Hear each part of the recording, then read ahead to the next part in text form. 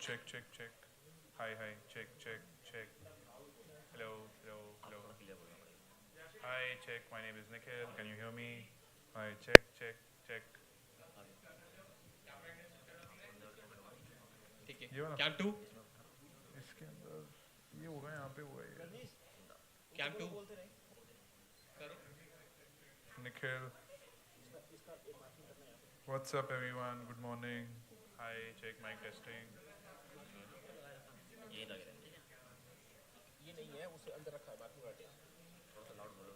Hello. Hi, I'm Nikhil. हाँ loud बोलूँगा थोड़ा सा.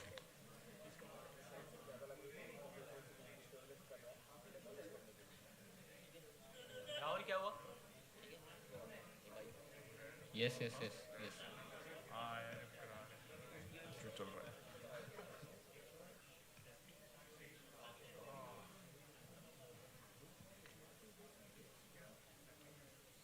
Yeah, can do.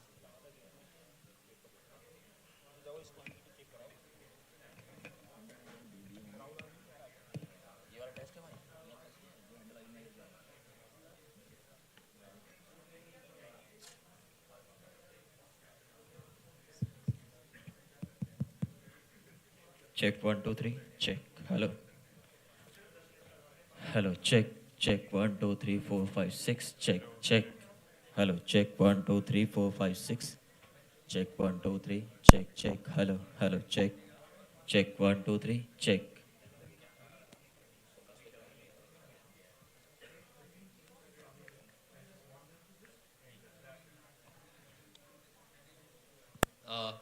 Cam 3 Rahul Rahul इधर नहीं सर ठीक है कैम 2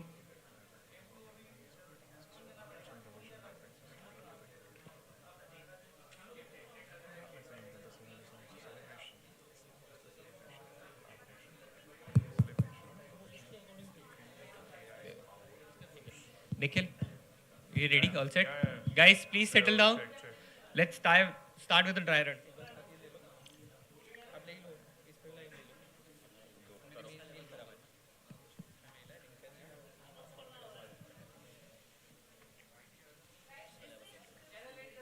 हाँ ये this is the final one. हाँ yeah this I know. Guys, please settle down. Let's ये वो पुराने वाला old one. Okay. Check 1 2 3. Check. Check. Hello. Check. Check 1 2 3. Check. Check. ठीक है. Guys, settle down, please. Nikhil, Yeah. shall we start? Yeah. Okay, let's do it. We'll quickly wrap up. Just start with the first 5 lines and then you can speed up according to you. Yeah. Good to go. Cam 1, please. Rahul. Yeah, Good to start. whenever you want. Super. Very good to Just start. a second. Hi guys, we're starting a dry run. It's quick silence. We're starting a dry run in 2.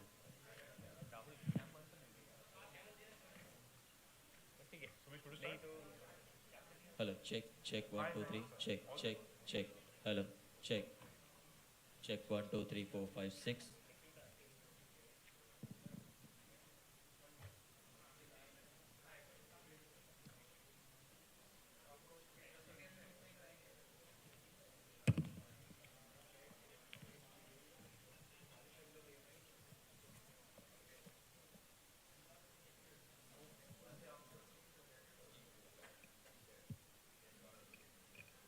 Just give me a heads up once we are good to start.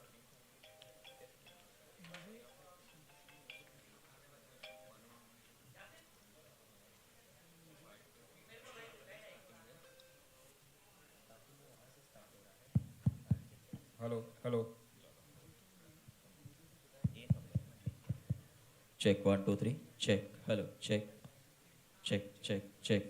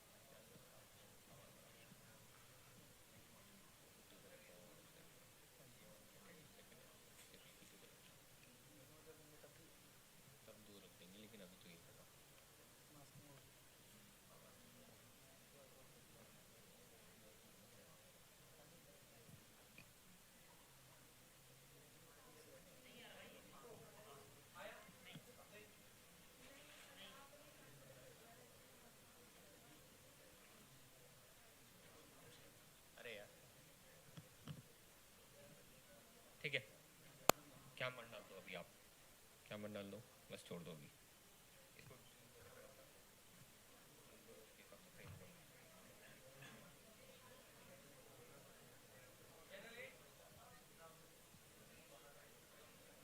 Yeah.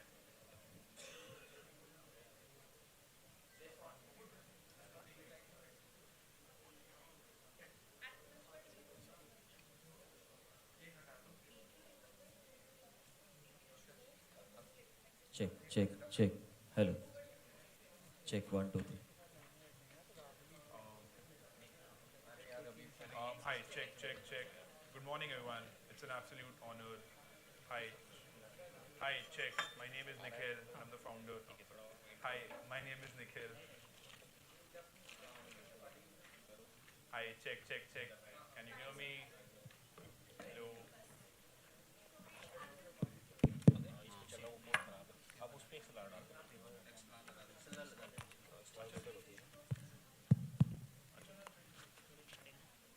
एक minute.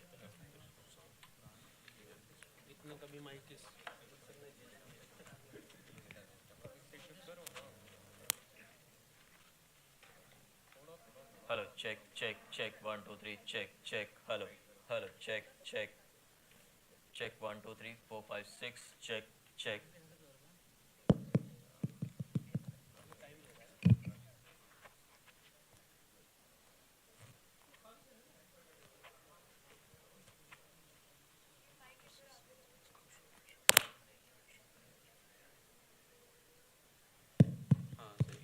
Hello, check.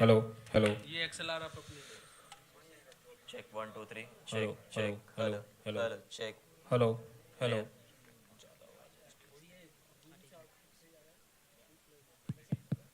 Hello hello hello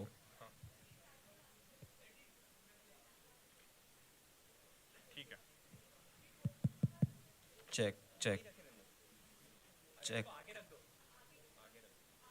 check check 2 पे भी नहीं, 3 पे भी नहीं. कितने पे?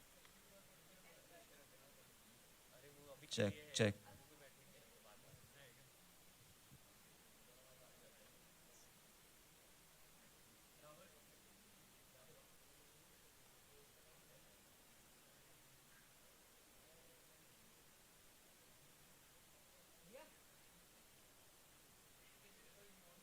Yeah. I'm good to start. You just let me know when I can.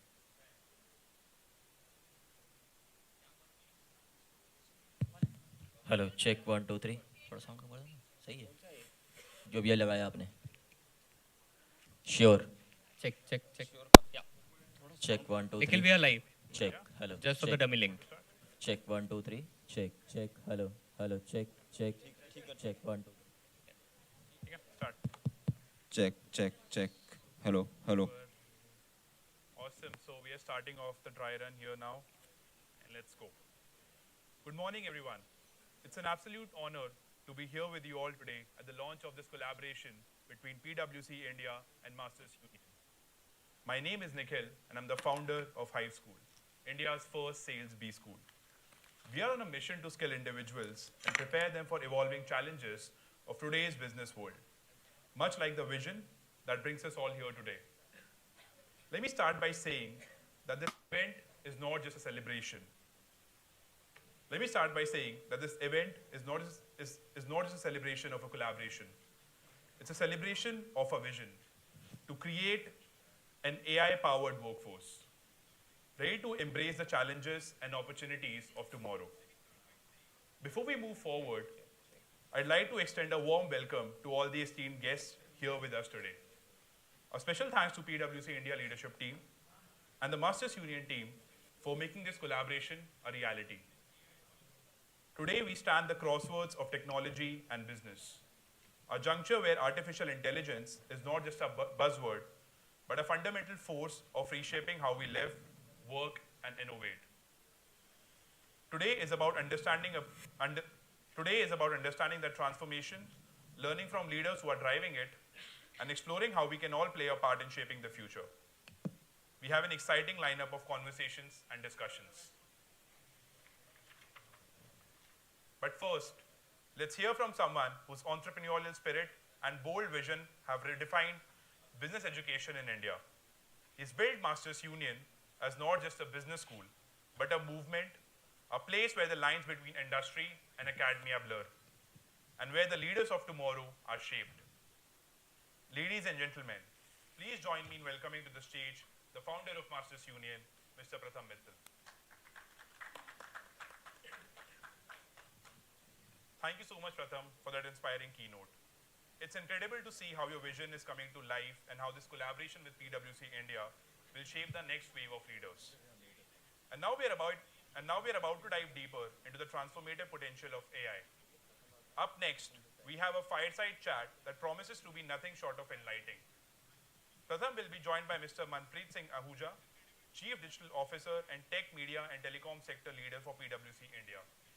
He has spent 23 years in the firm, driving PwC India's bold ambition of disrupting its traditional business model, offering a differentiated experience to PwC customers and teams, and building a digital and AI-first culture. At PwC India, he has worked across cultures and operated in markets covering the US, UK, Europe, Africa, and Middle East. Let's give both of them a big round of applause as they take the stage. Sandeep. Thank you, Pratham and Manpreet, for such an insightful and thought-provoking discussion. I'm sure everyone here feels inspired and energized to dive deeper into the transformative potential of AI and its impact on our professional lives. Now, before we move to our next segment, let's take a short 5 minutes break to stretch, grab a coffee, and recharge. We'll be back here shortly for an exciting panel discussion. See you all in 5 minutes. Welcome back, everyone. I hope you're all feeling refreshed and ready for the next segment of today's event. We are now moving into a panel discussion that addresses one of the most critical questions of our time: leadership in the age of AI and the importance of an AI-ready workforce.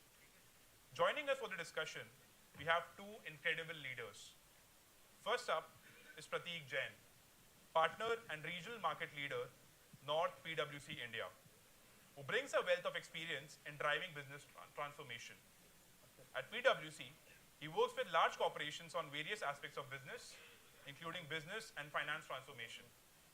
Prateek has significant experience in the consumer market, retail, and services segments.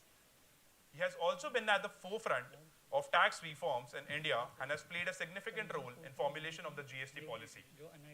He also chairs ASSOCHAM's National GST Councils. Next is Ms. Shireen Sehgal, Chief People Officer at PwC India, whose insights into people-centric leadership and upskilling are shaping the future of work. Shireen comes with more than 2 decades of human capital experience in business management and transformation roles.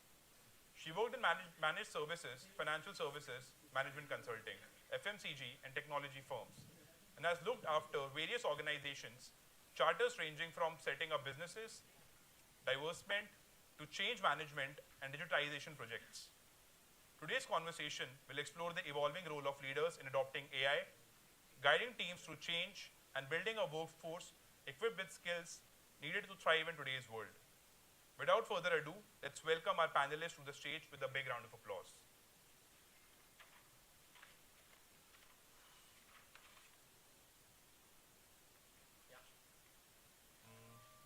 Okay.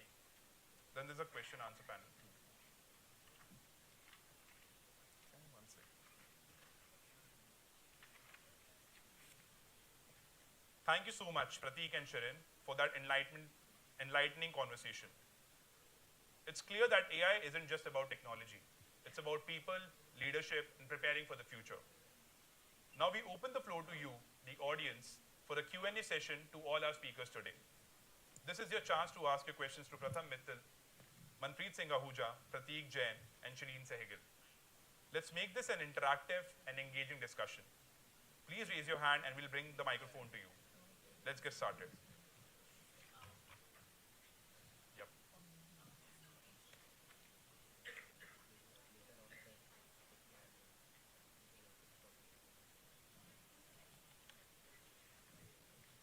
I need to read through. It's not well. Yeah. थोड़ा chaotic हो रहा है. हाँ? नहीं, hi.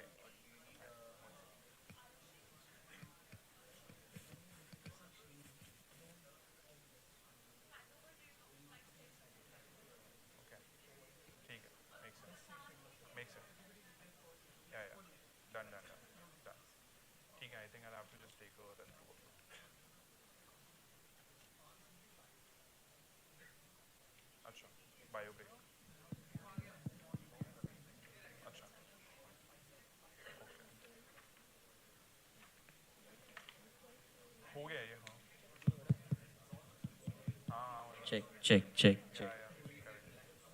I don't, I've just not done this formal वाला इतना ज़्यादा कभी. किस तरफ को है हाँ मतलब I've done the informal one but not. Yeah, yeah. ठीक है. Yeah, yeah, it's all okay. I just need to go through it once or twice and we're good to go then. हाँ नीचे आना. Yeah, yeah. जब वो ऊपर आ जाते हैं, बैठ जाते हैं, सेटल होते हैं, तब चेंज हो जाएगा. तब लो. अभी टीए है ही नहीं अरे यहाँ पे सब है. अच्छा here.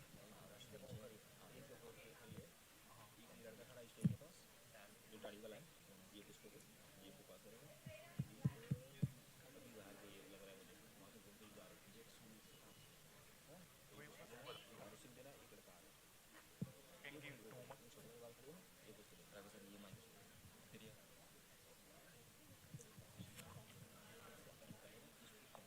Akshat Akshat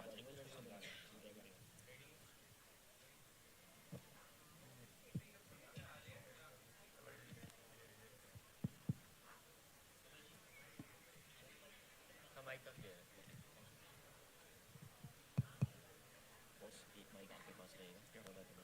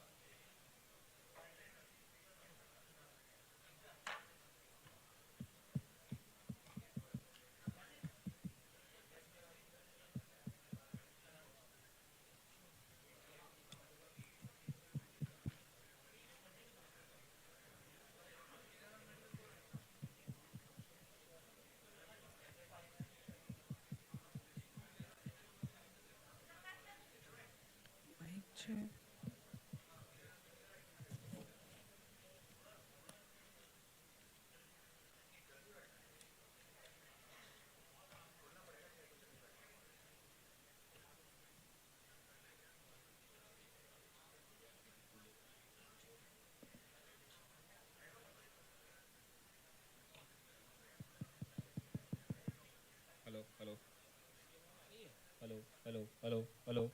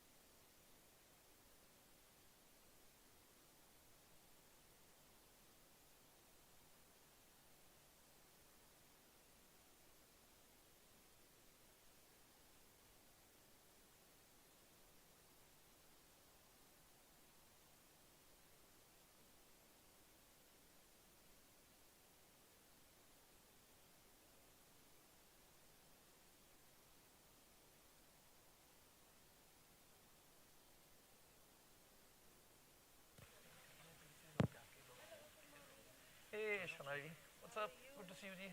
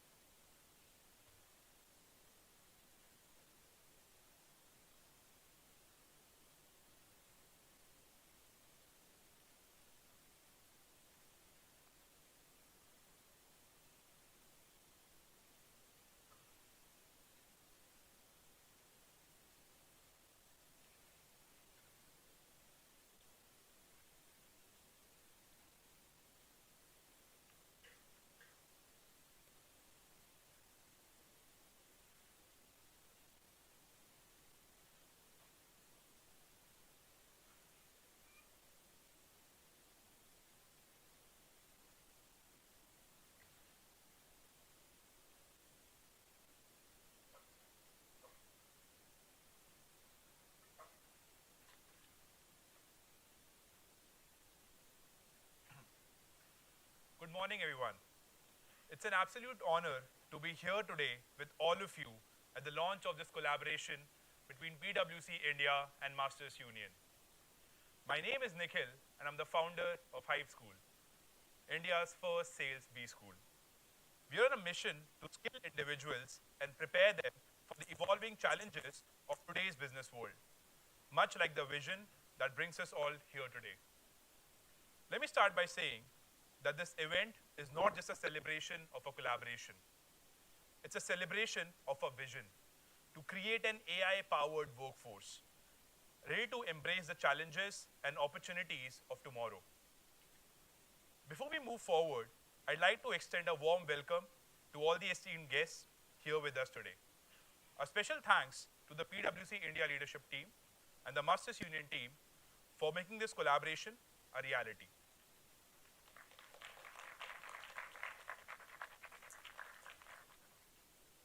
Today, we stand at the crossroads of technology and business, a juncture where artificial intelligence is not just a buzzword, but a fundamental force reshaping how we live, work, and innovate. Today is about understanding transformation, learning from leaders who are driving it, and exploring how we can all play a part in shaping the future. We have an exciting lineup of conversations and discussions. But first, let's hear from someone whose entrepreneurial spirit and bold vision have redefined business education in India. He's built Masters Union not just as a business school, but a movement, a place where the lines between industry and academia blur, and where the leaders of tomorrow are shaped. Ladies and gentlemen, please join me in welcoming to the stage the founder of Masters Union.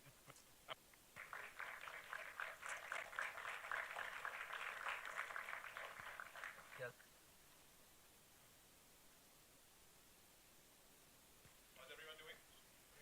All right, awesome. First of all, I have to tell you one secret. My first interview ever in my life for an internship in my second year of college was at PwC. Yay! Which, by the way, I got rejected from. Our loss.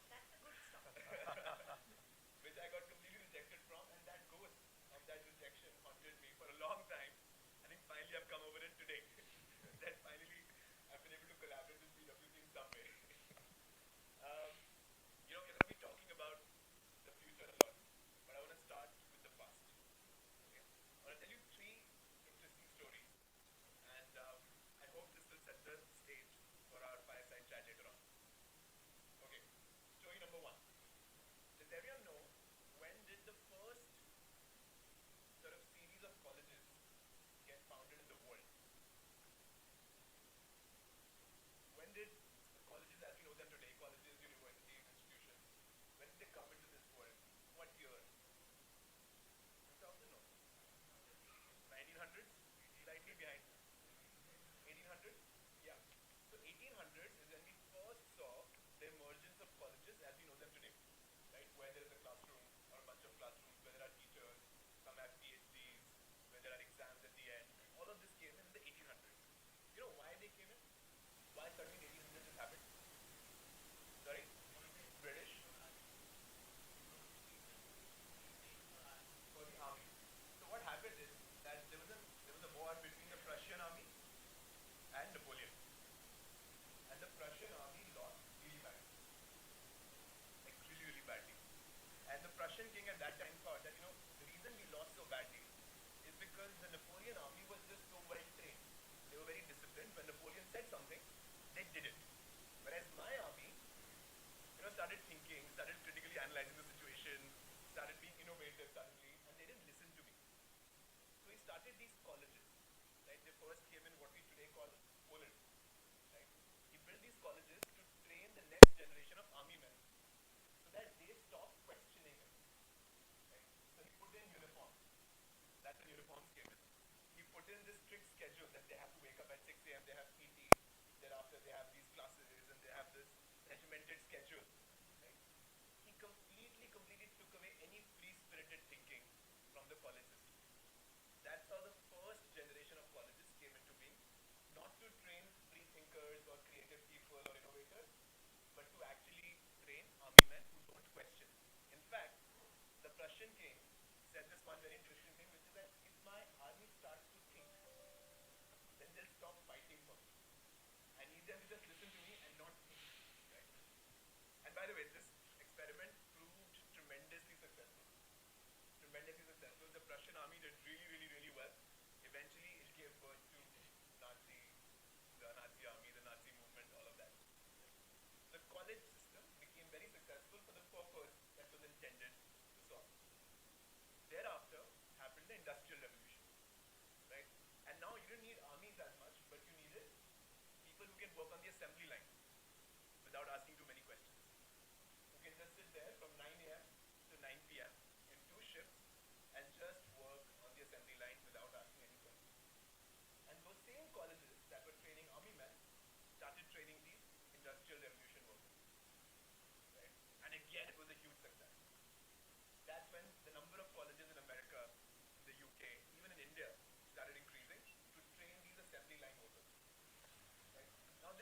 relic of the past exists till today.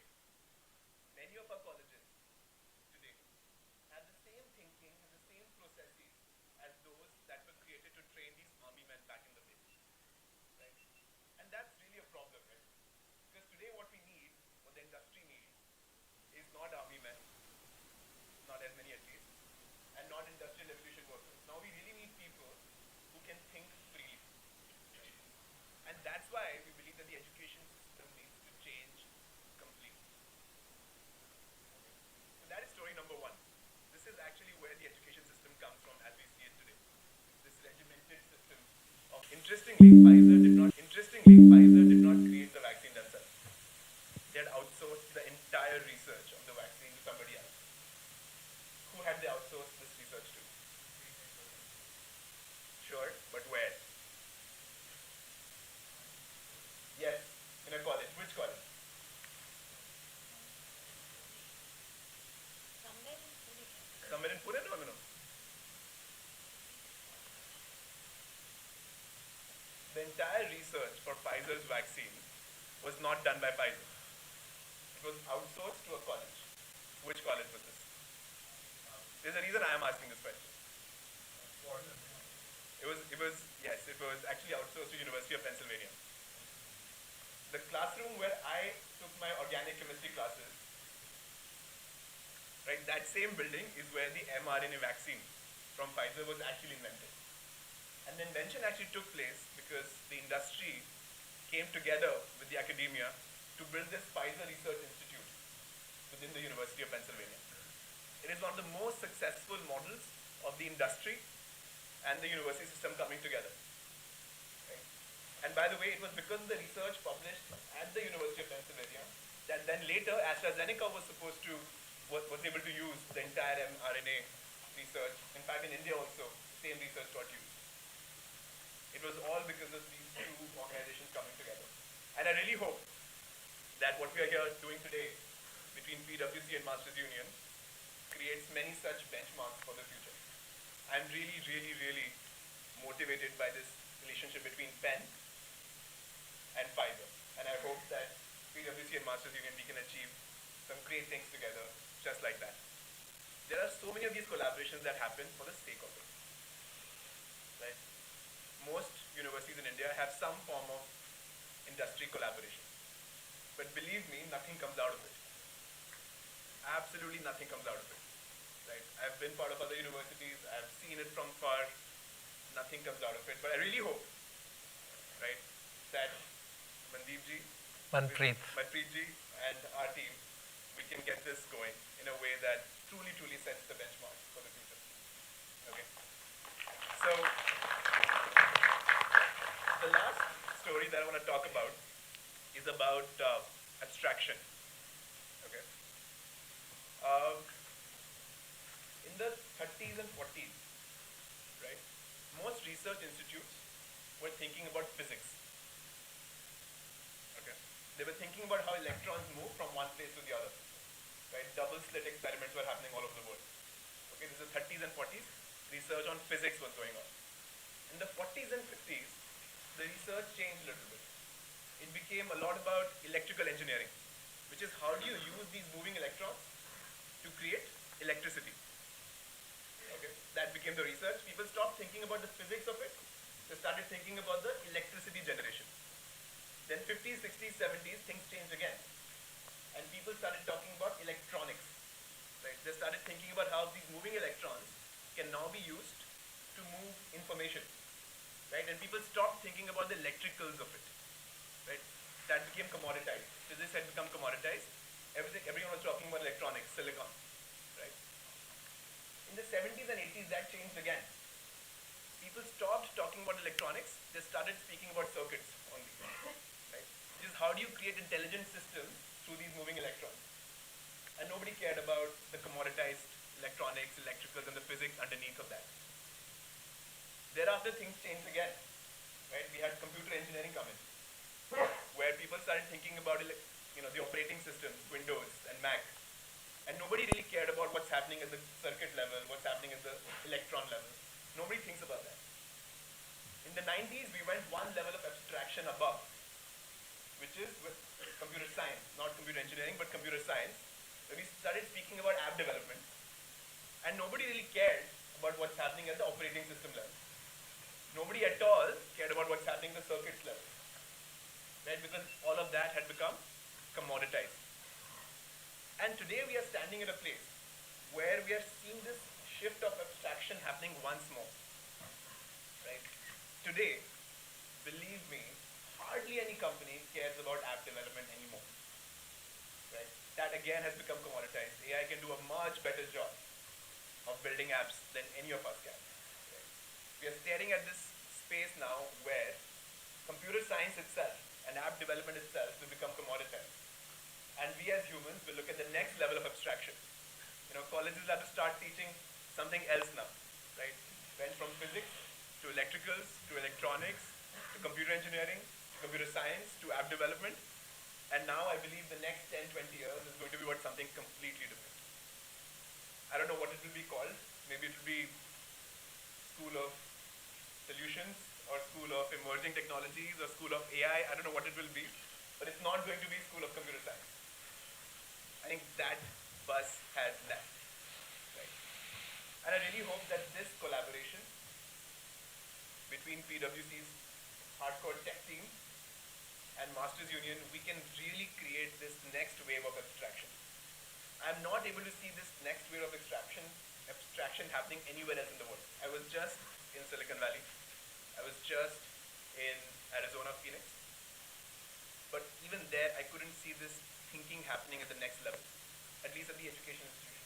But I think in India, we can take that leap of faith. We can start thinking about what the next 10 years of engineering education will look like. And I really hope we can do something great together. Thanks PwC team for making this happen, for allowing us to come together. And I hope we can create some magic together. Manpreet ji, can I please call you on stage? Yeah, sure.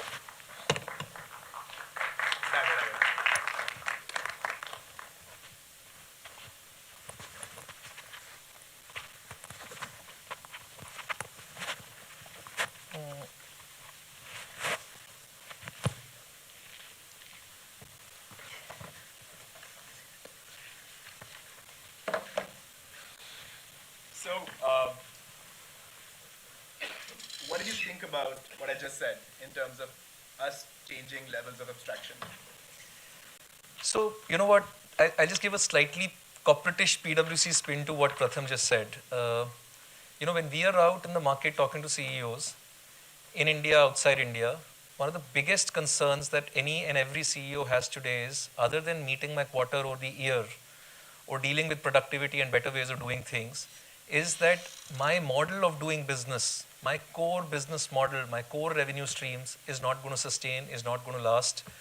More than 50% CEOs in the sector that I represent, tech, media, telecom, have come back and said that my business model will not last for more than a decade. And that's a very significant concern for a CEO, because it takes time to transform, it takes time to evolve to new models. And on top of this, there is a whole bunch of technology and drift and data and a whole bunch of opportunities coming to them. But how much should you invest? How can you extract the most value? What could the new model look like? What could the new revenue streams be? Is a very foggy future. And that's really what the expectation in the market is for a firm like PwC to be able to solve. Now marry that with what Pratham just said. We need freewheeling thinking, because what we're trying to solve for is not putting in a best practice that a company has already put to the table. We're trying to solve for something that does not exist. We're trying to solve for something that's a foggy future. PwC's report goes back and says 2030, there's $15 trillion worth of net new economic activity that AI has got to create. $15 trillion. Even if that economic activity will be done with 50% extra efficiency, that's a massive amount of employment, that's a massive amount of revenue, that's a massive amount of new business models coming into the table. How do we take a lion's share of that is a question that every CEO has to ask, is a question that every student has to ask. How am I going to be relevant in that $15 trillion? Am I a 1 trillion player, or am I going to take the large lead? So it's a massive opportunity, and I actually think the next 10 years are going to be very, very different from if I go back and introduce saying I've been in business for 20 years, great, I have the context of business. But because you don't have that baggage, you might be able to think very differently from what I'm thinking with that 20-year baggage. And that's what this partnership is all about. Absolutely. I want to ask a slightly controversial question. Okay. I read this article somewhere that in the next 5 years, we'll have our first single employee unicorn. Right. Yeah. We'll have our first company which will have a single employee which will become $1 billion in valuation. Yeah. Do you think that's possible? So even that single employee will get questioned, right? So we've already had this Chinese company that came up where the CEO landed up being a generative AI CEO, lead CEO. So theoretically, as you kind of take this technology forward, as you start bringing in, quantum computing to the table, the ability to simulate scenarios and take decisions on the back of data is going to be absolutely at a click of a button. And I know the cost of infrastructure and all of that is heavy, but billions of dollars are being put in right now to make the infrastructure sort of absolutely available, free of cost. I mean, in India, Reliance has already sort of making the noise saying, I'm going to do to AI what we did to data some time back. So if that's nearly happening, and the world of AI agents is a reality, and AGI is round the corner, something like that's absolutely possible. Now again, I don't want to get into the debate of, oh my God, the world's going to die, what will happen to people, what will happen to workforce. I mean, for somebody like me, that's a drift that we have to challenge the boundaries of thinking towards, that it's possible. And it's going to be a journey, and we've got to exploit that journey more and more and more for the good of the society, people, environment, companies, everything. So what does that mean for students here? Like, as they start building their companies, how should they be thinking about this? Should they be building for an AI future? Of course they should be. But then what does that look like? Yeah. So am I live on this? Because I would have otherwise spoken a few extra things, but let me be let me be balanced on this. If you're a student living in the world of AI, some of the companies you aspire to work for are the companies that are under intense pressure for transforming their business model, like I'm saying. So what will it take? I mean, let me just pick up one data point, and we will have to look at what gets broadcasted or not. It's live data. I mean, a company like Netflix in India has 12 million subscribers. 12 million subscribers. Netflix is gold standard as far as OTT is concerned. They've got the technology, they've got the content, they understand the AI behind what works for the consumer and what doesn't work for a consumer. And the global CEO goes back and says, India is a priority market, I'm going to be making more and more investments. Great company to work for, absolutely, gold standard company. 9 years, 10 years in the country, you've gotten to 12 million subscribers. Is that a future of business? Is that all you can achieve out of this market with all the capabilities you have? You've got to bring in that design thinking, the thinking out of box, the freewheeling thinking to say, man, you may have been doing what you're doing around the world, but this market has a 100 million, 200 million, 300 million opportunity, and you've got to think differently for that. And by the way, as much as this is an opportunity for Netflix, there is another 56 OTT players in the country who possibly did not have the might to compete with a large player like Netflix, but with a generative AI, with a hyper-personalization possibility today available at a fingertip without having to solve for data, it's a massive leap opportunity. Each one of you have this opportunity to go out, put your skin in the game and create an opportunity for them. Pick up any industry right now, any large player. What will it take for somebody to disrupt, an Instagram and a Facebook and a LinkedIn and a Twitter? What will that business model look like? Bring in a layer of blockchain into that business and create a distributed economy where every single person on that platform gets to earn money and has the safety that data is decentralized, could possibly be a disruptor. So we've got to think of that all the time. It's a muscle that we'll have to build because it's, we're used to growing up, oh, you can't compete with the big companies, right? But you have to figure out that new challenge, and that's where net new value will get created. Netflix just should take the BCCI contract. Yeah. Get 200 million. So about 5 years back at the Netflix office, we were chatting saying, how can you not be in sports as far as Indian market is concerned? India is a sports market. We've globally taken a view, we don't play in sports. Fast forward a few years, and I'd heard this firsthand. Fast forward a few years, they spent $5 billion to be able to pick up World Wrestling Federation's content. And now they're kind of getting into sports very, very actively. So again, had they started 5 years back, it would have been significant more value creation that they could have done in the market. So clearly, I mean, never say never. Life's changing very, very fast. No, but it becomes so easy to build an app, to build an AI first company. How does one even differentiate themselves in this sort of a crowded economy? How many agent companies there are now? How many conversational bot companies there are now? How many of those chatbot companies? I mean, millions literally. It becomes so easy. So how do we differentiate? So I think, again, wearing a corporate lens, LLMs are easy, agents are available, and they will create the 60%, 70% edge to any company today. Like, the first round of first 18 months of corporate conversations, oh, our data is not ready, can we even start? Absolutely, you can start and create a 60, 70% edge by not even having your data in order. But like you said, that's brass tacks for everybody now in the market. If all you have to use is a pure vanilla chat GPT to get you an answer, that answer is going to be same for you, for your competitor, for a third person in the ecosystem. But if you start building that muscle of leveraging AI and integrating AI into your core functions and getting your foundational data in place, that's really and truly where competitive advantage gets created. Good news or bad news, there's only 4% corporates in India, this is the Gartner study, 4% corporates in India where their data is AI ready. Now what does that mean? What does that mean for this room, for this group, for the schools? It means there's a ton of data that gets exchanged over mails, over Salesforce, over Workdays, over Oracles, over SAPs, but all of that's not put together into an intelligent lake on which you can put the AI agents and the LLMs for it to be able to give hyper-personalized, relevant insights that you need for the market. And that's the puzzle that will have to be solved. So if only 4% companies have that data piece sorted, imagine how much money, how many dollars will get spent to get that data layer sorted and put in place. And on top of that, there is this piece of synthetic data that's beginning to come to. Because PwC may have a 150-year set of data, and that will give me great insights. But my experience can help me simulate scenarios that can be worth another 1,000 years worth of capability that I can put together. Who's building that muscle? How many companies, when you go around, have large strategic teams that are solving and leading data from the front? So that's going to be a massive opportunity out there for you guys to exploit. Some of the companies that you're impressed by. I want 2 examples in the large company system and 2 examples in the startup system in India where you think that this is something to take inspiration from. So I'm going to duck the large company answer.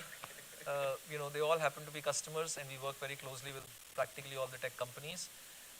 But as far as emerging companies are concerned, it's the startup ecosystem that's really, really, really inspiring to me at this point in time. Let's pick up one example of a startup here.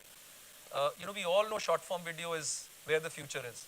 There is so much of content out there that's not in video formats. I'm picking up a large media company, I'm sure it's amongst the top 3 in the country, and they don't have deep video capability. They started off as a newspaper company, they've got digital businesses, they do a whole bunch, but their video capabilities are pretty average, and they're now catching up the space because the future is digital.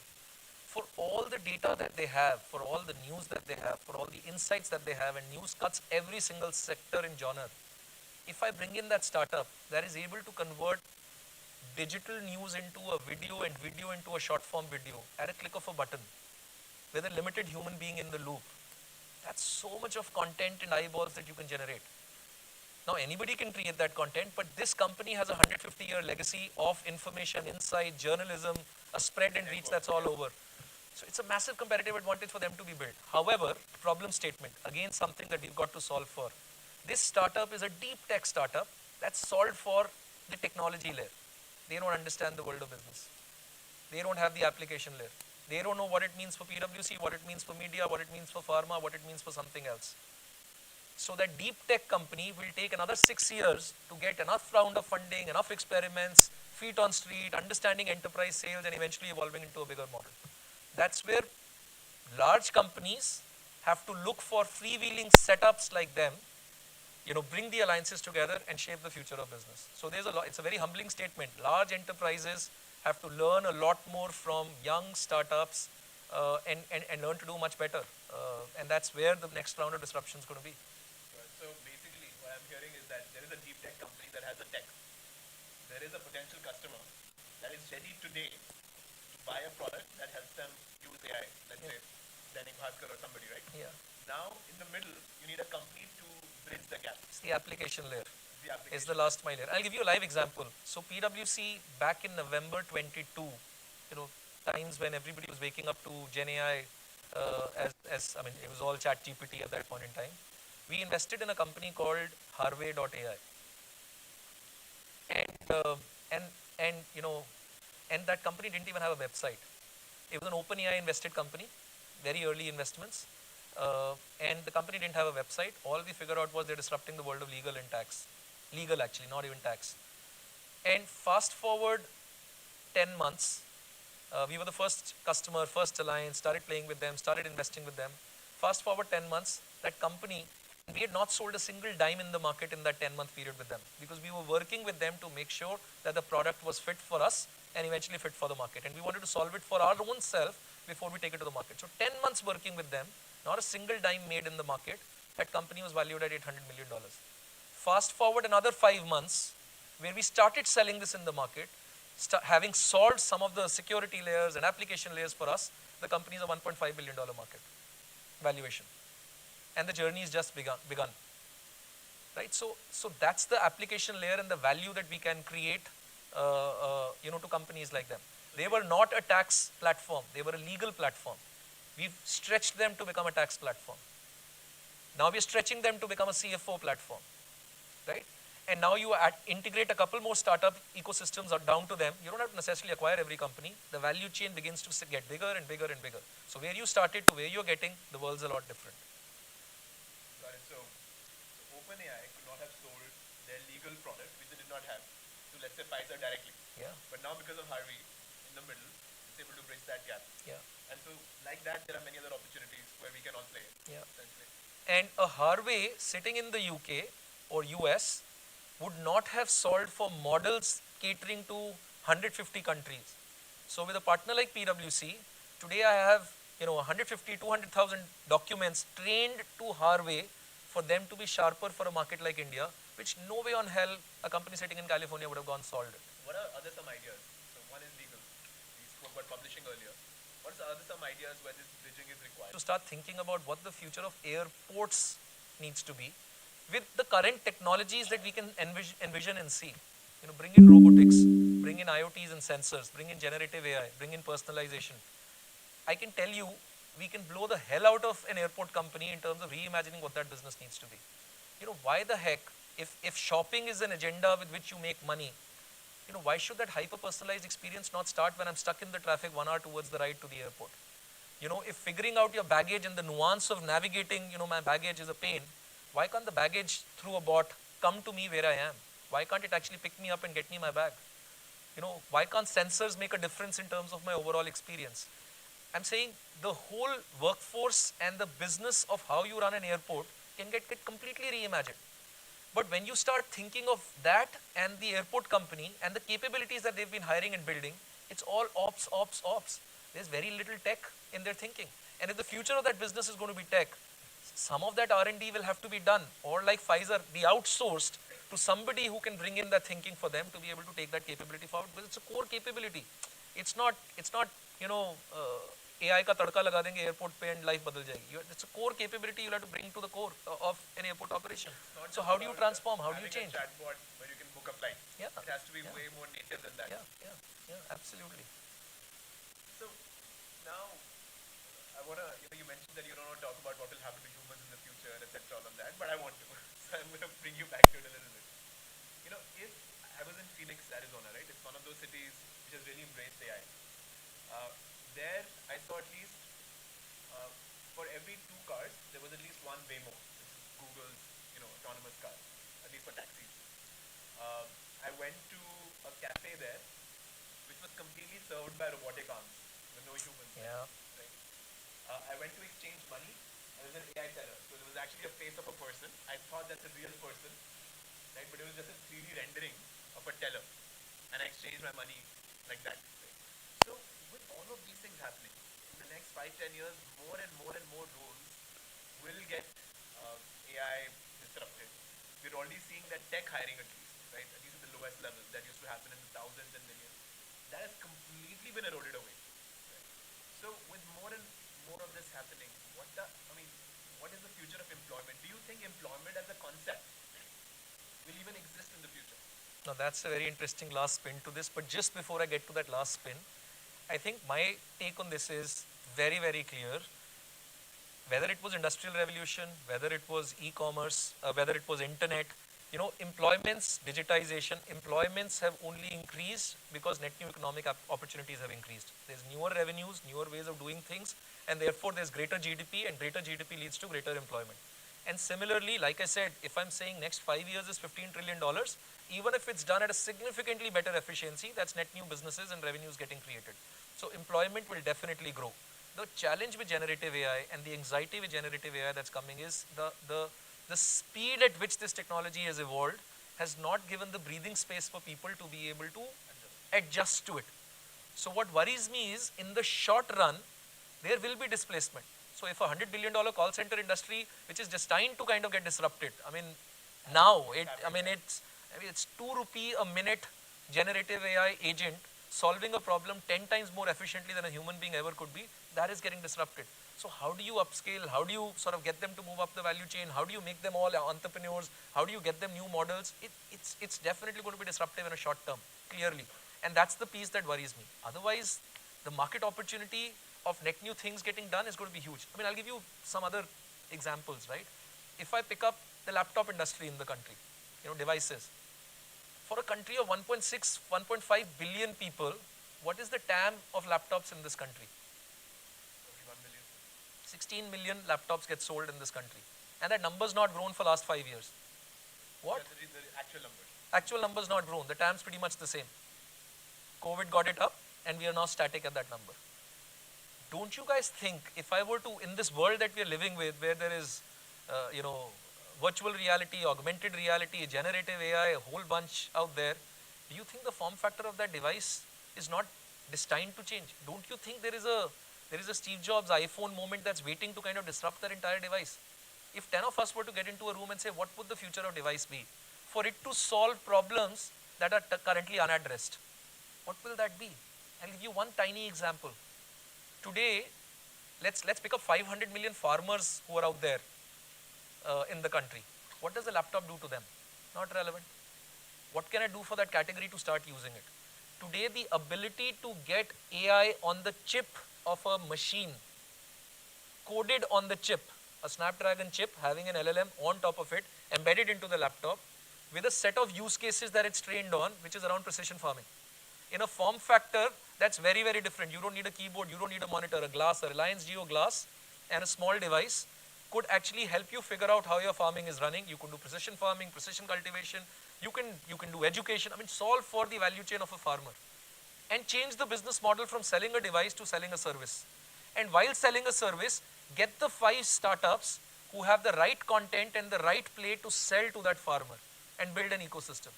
You're getting into a net new economic activity that just never existed. You're trying to create money out of a segment that was never there. So, and there are large enterprises who sell to that community as well. So it's to me going to be very different market opportunities that we'll have to be attuned to. But if you are somebody who's grown up in a box, in a military regime that says, boss, these are the 5 things I've learned and I am destined to do only that one job, sorry, you're going to be out of business. So if you are agile, if you are a fresh thinker, if you are willing to reinvent yourself, if you have an application layer built into your mind and muscle, you're constantly going to be relevant. Last spin on employment. I definitely see the future where ability for young entrepreneurs to compete distinctively with large enterprises is going to be massive, because it's the IP that's going to shape your success in the market. And IP doesn't care about the fact that I have 100 people in my team versus you have only 1 person. So it's your agility, smartness, alliances, and ecosystem that's going to be a disruptor in the market. And you will be better placed to disrupt a large company than a smaller company. I'll give you a small example again. Each one of you, when you've planned your vacations, you've gone to ChatGPT and said, hey, what the heck should I do? How can I impress my girlfriend? And what will my son like? And a vegetarian meal, and this meal, and that meal. You've all got value for it. Fast, and you did this 15, 18 months back. Right? Fast forward, let's look at travel aggregators today. Let's look at the website of the best hotels around the world. Marriott's and Hilton's and Pick up anybody, Taj. You still don't have that sorted. They are slow. Because to change a large company, to solve for tech debt, to solve for legacy, is a bloody painful job. So it's the startup that's going to come out and do a massive disruption. Of course, the large companies will have the appetite to put money or acquire them at billions of dollars and still be able to stay relevant. But that's the opportunity for each one of you. And therefore, I love the fact when you say at MU, you learn how to do business and do business before you sort of move out, right? That's such a great experience. You've got to learn to fail fast, fail cheap, and keep getting to a sweet spot and be successful. I have an example. So there is a company in cohort 5, cohort 4, called Seeds.ai. Everyone knows about them? Yes. Right.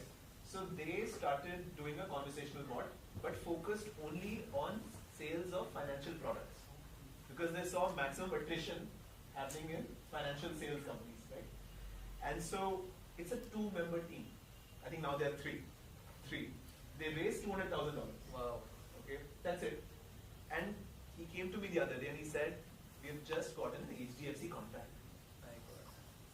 And please correct me if I'm wrong, I'm guessing the other people who run HDFC's back-end sales channels are probably like the largest companies in the world, right? The TCS and the largest BPOs of the world.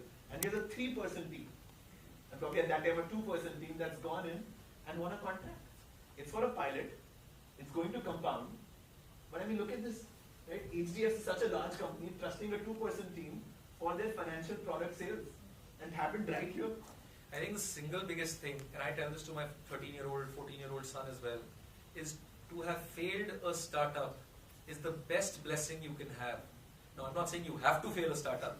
You can fail 3 startups, get the maturity of figuring out why it didn't work, keep tweaking it, even if you have to do an employment later in life. Because that's a skill, that's a muscle you will need as you get to business. Even if it's employment, you will have to step into the shoes of a CEO who's saying 10 years later my business model is going to be different. And he's going to deliver returns to the market today. And the future is foggy. He or she has to take 10 decisions, knowing fully well that 6 of those 10 will not yield results. And if you're an egoistic soul who can't fail and wants everything perfect, you will not take those decisions. Which means your company will stay loud. So if you need to be that CEO of that company, you have to have that muscle of failing fast, failing cheap. Having the humility to listen and say, okay, yeah, I took a wrong decision. Let's get out and improve the next decision. So it's definitely an interesting bit. But you're throwing a lot of questions at me. I've got a question for you as well. Please. So in this world where just about everything seems to be different, you've got a massive responsibility at hand. You're shaping the futures of this generation. What is your take in terms of what's the most critical skill you can land to this generation for this foggy future? And how are you kind of sort of bringing that to the fold? Like, I love how you started the military school, and you could relate to that. I just flashback to my school and how militarized we all were. And you've created a great start, but what do you think is the most critical thing for them? We put a lot of thought into our curriculum when we design it. Swati's here. And I think one of the things we think about a lot is making our students comfortable with ambiguity. Yeah. Right? The future is fully ambiguous. Like when you were talking about what's going to happen to the farming industry and the laptop integration there, that's super ambiguous. We don't know what it is. Yeah. And we have to actually start building bottoms up, like put one thing together, not knowing what it's going to look like in the end. There's not going to be a syllabus or a instructional panel, right, which is going to tell you do this. So you have to be very comfortable with ambiguity. So when we ask all of our students to work on the venture initiation program, where they have to build a company from scratch, they don't know what it's going to look like 1 month from now, 2 months from now, 3 months from now. They'll probably pivot 2-3 times. They'll change their teams 2-3 times. They'll change their idea completely 2-3 times. They'll have a failure in the middle. I know for a fact. They're going to come back, build it up again. But through this, they're going to get comfortable with ambiguity. We ask of them in the very first term to build a dropshipping business. Most of them have not done dropshipping before. Most of them come from an employment background. Very few found. We have maybe 10-20% founders, but the rest. Now, when I see in 1 month them making 5 lakh, 10 lakh, 20 lakh rupees in revenue, I see, by the way, all of you, your DNA changed. The kind of language you used 1 month before joining Masters Union, and then 1 month after dropshipping, they're 2 different people completely. Right? And so I see their journey as being getting comfortable.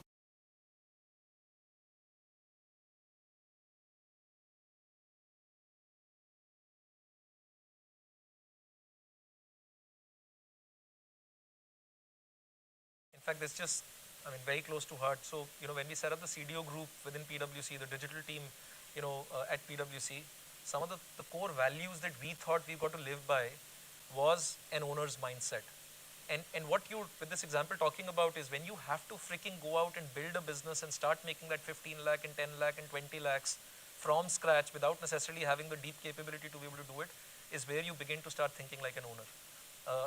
Versus a MNC manager can come back and say, oh, it's a large company, somebody else has to think about it and I'll do what I've been asked to do. Thriving in chaos. Again, you spoke about ambiguity. There is a lot of chaos out there for right reasons, wrong reasons, but that's the business reality, that's the corporate reality.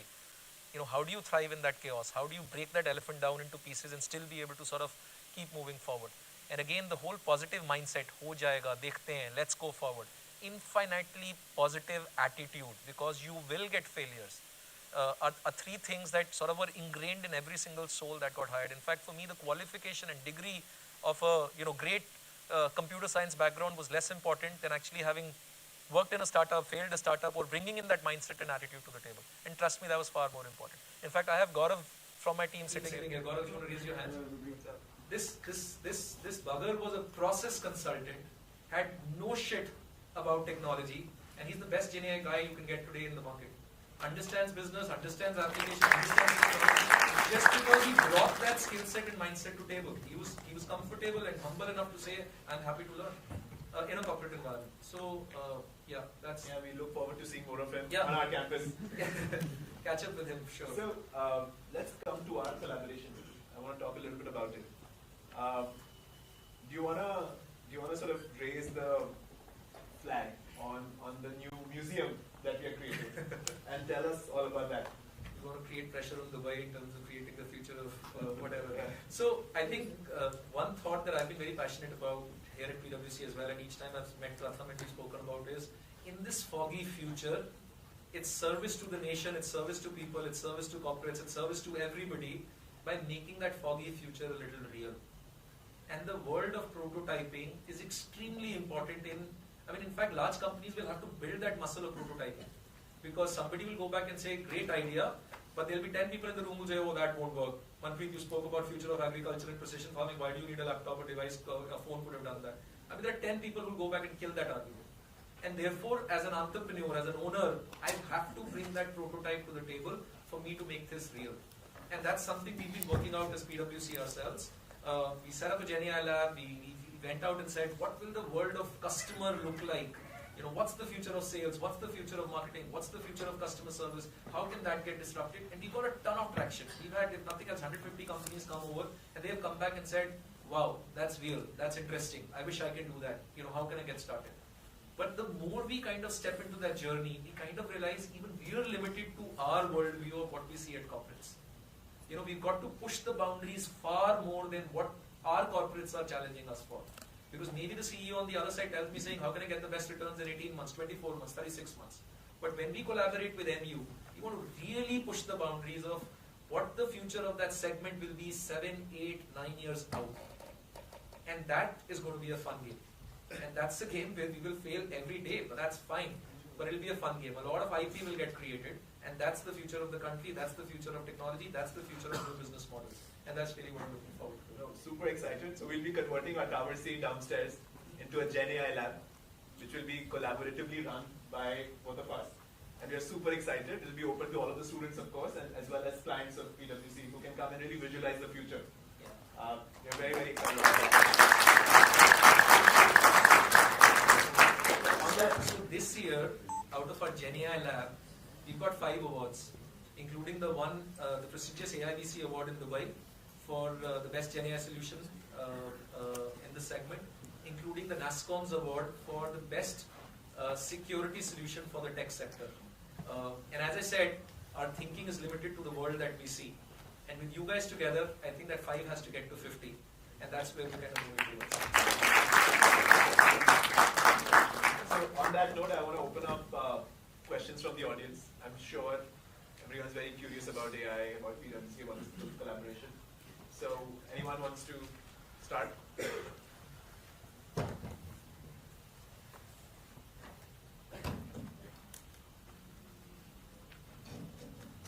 Yeah, go ahead.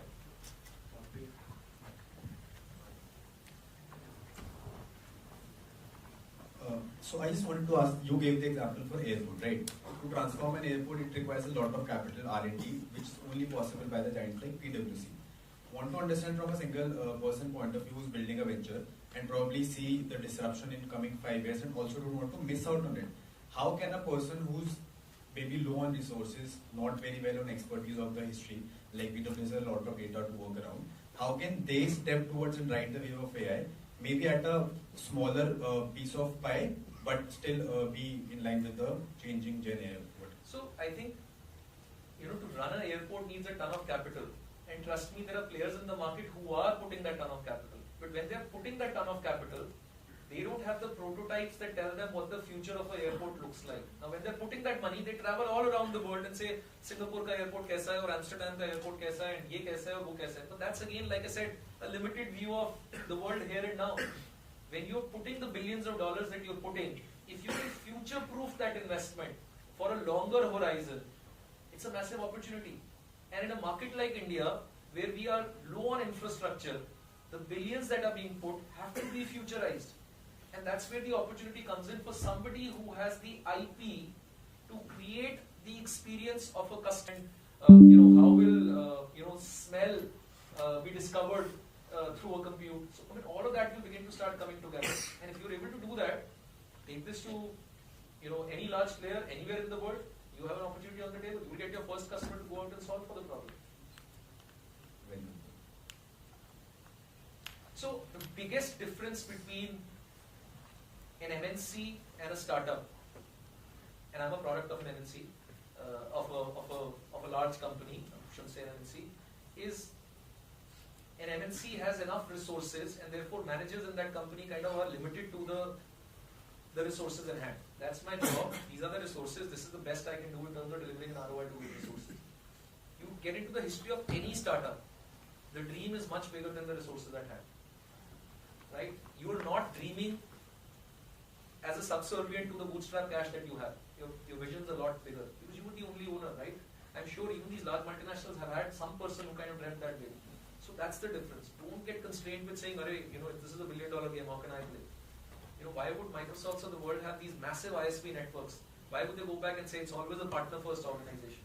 Because they realize the value is out there. Yeah, go ahead.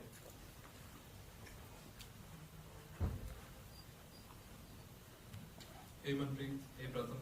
So my question is, what does this collaboration mean for us, the students? And to someone like me who asked Manpreet for an internship on LinkedIn, could you elaborate more on the collaboration part of the... Should I take a shot? Yeah, go ahead. So my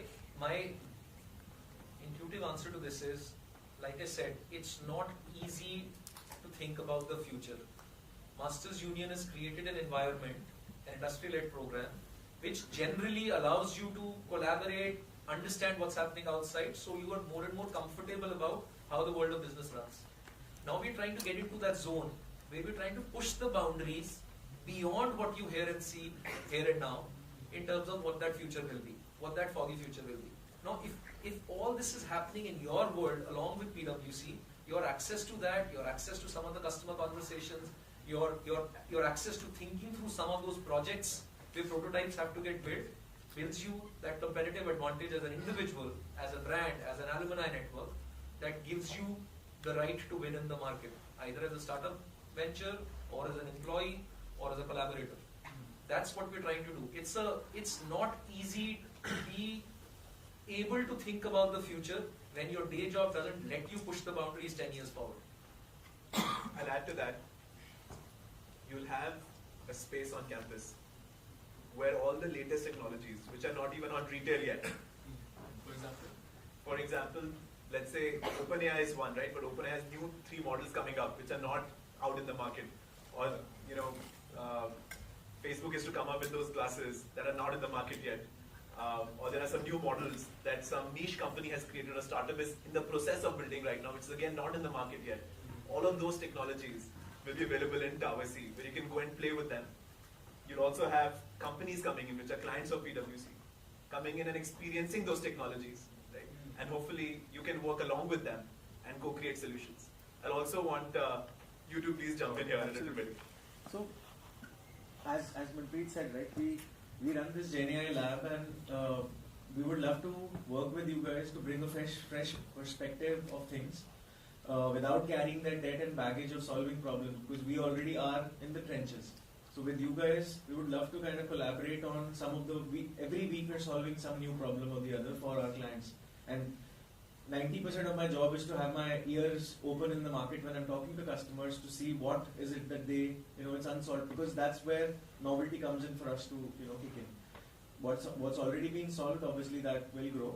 But yeah, that's one area where we would love to collaborate with students over here to bring in that fresh perspective, not just from, like I said, from the tech side of things, but a problem solving ability.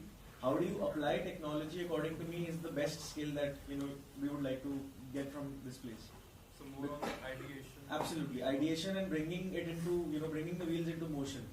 I can know about AI technology. One part is obviously coding and getting the development done. But how do I use that to solve a real world problem is what, like Manpreet explained, right? The smell thing. How do you, that's an unsolved problem in the world right now. Some people are working towards it. There's a new startup, in fact, I was reading about Osmos or something, where they're trying to, they're using AI to do smell analysis. So it's these kind of things that we're looking to solve for, and we would kind of. So one is thinking, the other is bringing that thinking to life through a prototype. Yeah. And if you build the prototype, your ability to take it towards the patent becomes much better. I mean, fast forward, we've got to really measure ourselves in terms of how many patents are we creating. And that really is the bedrock of wealth creation, opportunity creation, transformation. Got it.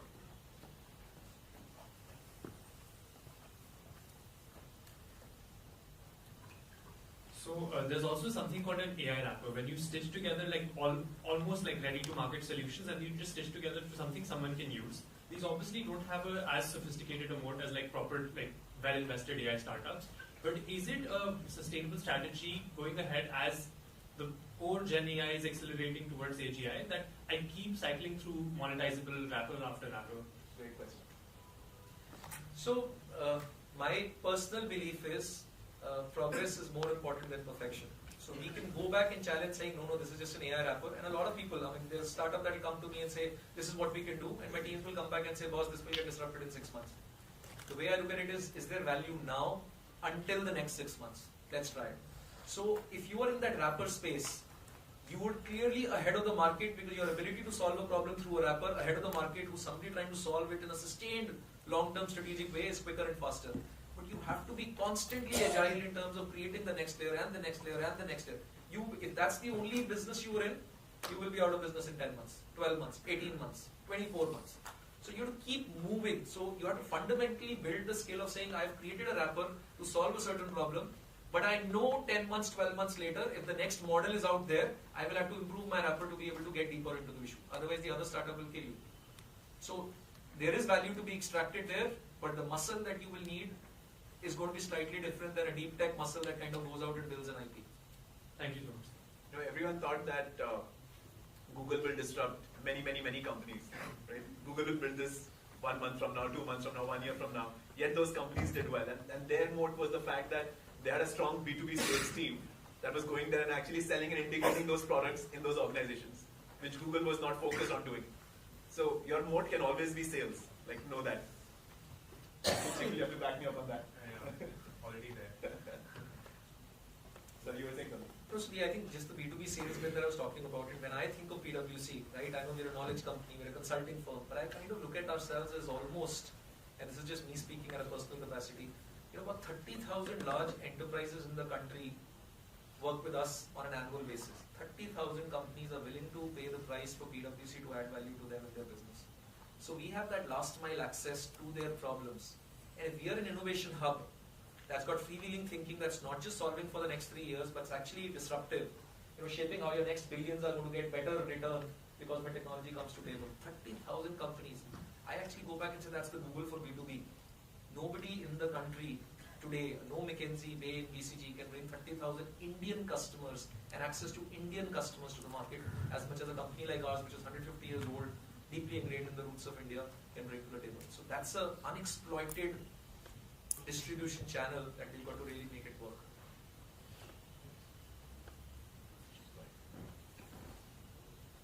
Yeah, so first there's gratitude and then there's a question. So now here's an 18-year-old who is just joined the UG program, and he sees where the future gets created, and he sees companies and corporates collaborate with the institution.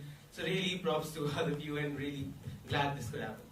Now the question is that there's so much time, there's so much opportunities available to us, and as you said, there's agriculture, there's legal, there's every sector, every corporate that exists is going to benefit from and be replaced by new age companies who just happen to work better with AI and the next generation thinkings. Now it becomes ever more difficult to understand that you need to have a broad outlook, but you also need to niche down on one specific sector that you want to cater to. Now, how does that work out? Because you have so many broad levels that you should be thinking about, and there's one sector that you have to look towards. I just don't get how you niche down towards that. So it's the typical question of breadth and depth. We've grown up in the times where depth was important. You got your first job because you were a deep expert on something. But beyond a point, things, the mega trends and the disruptive technologies and the multitude of new things that are coming require you to have the breadth as well. Because if you are deep into one tunnel, you can't necessarily solve a problem. But you need to be deep as well. So it's a question of how do I have the right balance of having the breadth and the depth.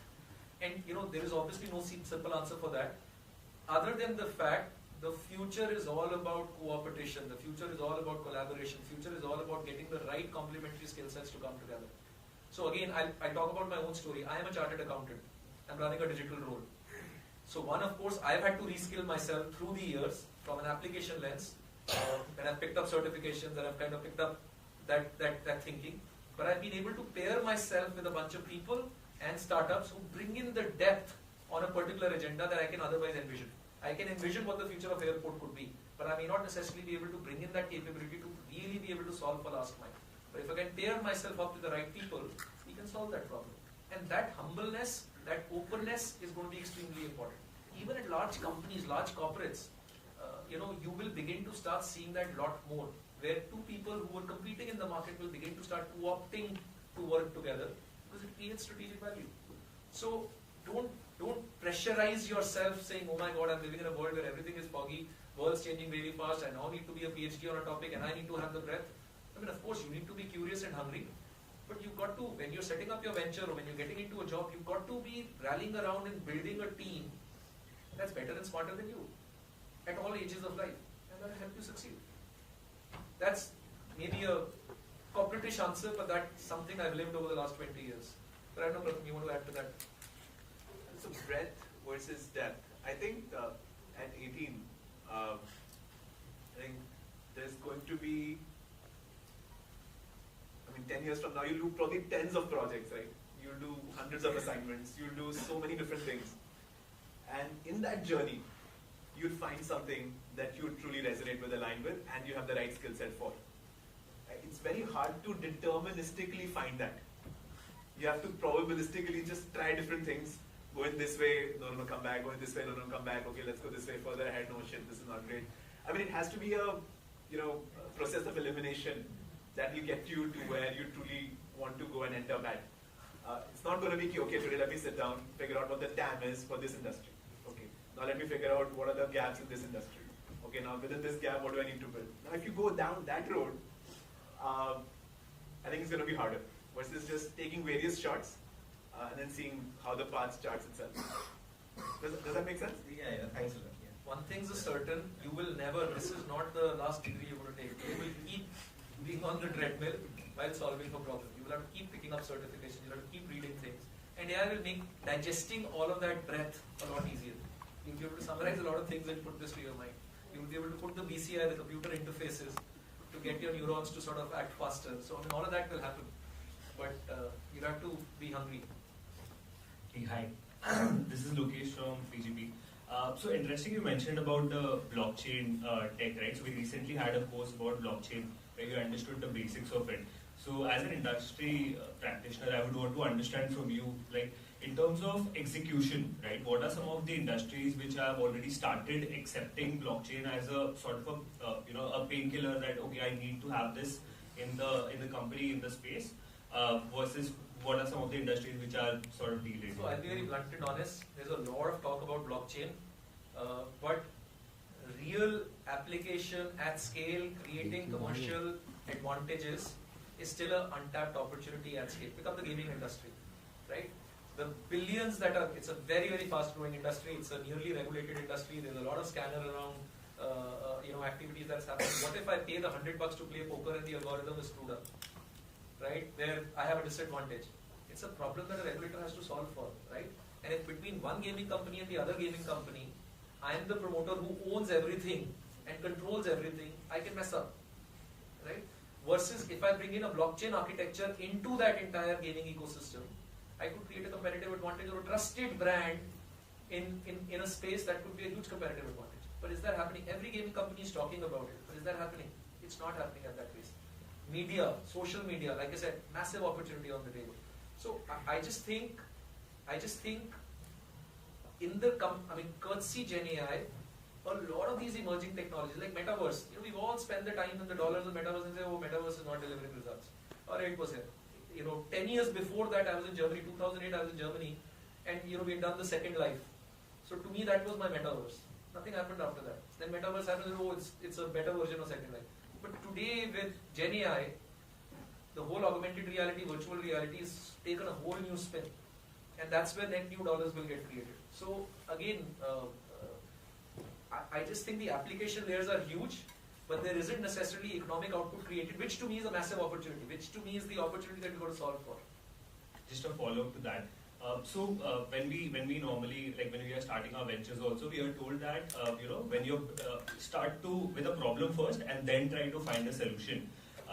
In terms of blockchain, I think that there's already a tech built and now we are trying to find a problem of where to solve. Do you think that's the case or how is it? No, I'll start off with the problem only. Let's go back to some of the biggest companies, right? Amazon, Google, Facebook, Meta. What is the one problem that they're all kind of being challenged for? There's so much of underlying data that one corporate has access to that they have a significant advantage over the rest of the world in terms of being able to hyper-personalize what they need to be, what they can monetize. Google has so much of data and information today that another small company will sort of struggle to compete with them when it comes to hyper-personalization. That's the big problem we're trying to solve. Yet it addresses a certain need for us. So it's a necessary evil, right? I want to connect with people, so I need to be on social media. But unfortunately, each time I type something on social media, it's like, oh my god, my privacy, it's a cringy feeling that, is that getting leaked out? Now that's a problem that I need to solve. It's a real purpose, yet there's an underlying problem. Now bring in a blockchain architecture to that entire model. Will it create an opportunity for 1 billion people to swing out onto that platform? Because I'm still able to connect with people, yet feeling safe and secure about my data, and actually making a revenue stream out of it because my data is generating eyeballs. Right? So that's what we have to do. Pick up YouTube, for example. YouTube created the monetization layer for every single person, and hence it's a massive platform. Amazing content, amazing advantage. But imagine you were to solve the problem of that platform being running on a blockchain. It kind of gets you to the whole next world altogether. And some of these large companies eventually will want to get there as well. The thinking's right. You've got to start off with a problem and address that problem and not be a prisoner to a technology. It's not that architecture that makes you solve a problem. It's a problem that gets you towards an architecture. Thanks. Hello, sir. Myself, Sati. As we are talking about AI and tech, so I want to know your take on Fintech, Fintech future, because Fintech space is very much regulated. So yeah. So I'm not a Fintech expert, but I know Fintech's the area that is out to be disrupted the most. It's already disrupted the banks and will continue to get disrupted as more and more hyper-personalization begins to start coming in out there. But again, like I said, I'm not necessarily a Fintech expert to be able to predict the future of where that business and world will go. Alright guys, I know that you all have a lot of questions on AI, but we'll be meeting again after a 5 minutes bio break. In the meantime, just maybe go have some coffee and meet again for the next panel discussion. Alright, we are done. Thank you so much. We went on 20 minutes more. Thank you so much.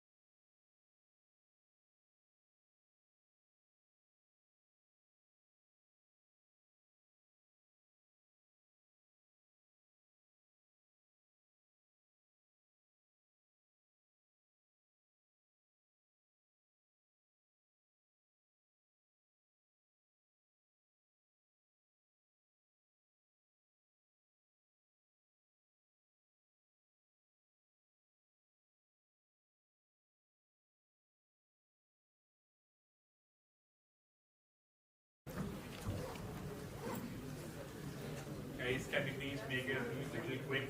We're starting. All of you at the back, just please settle down with me.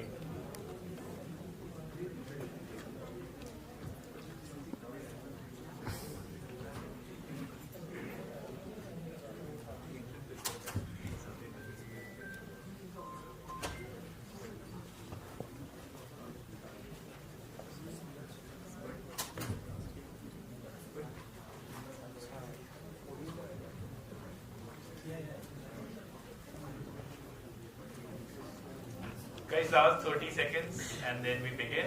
Can we just quickly settle down? Everyone who's standing, so we can settle down and we'll start.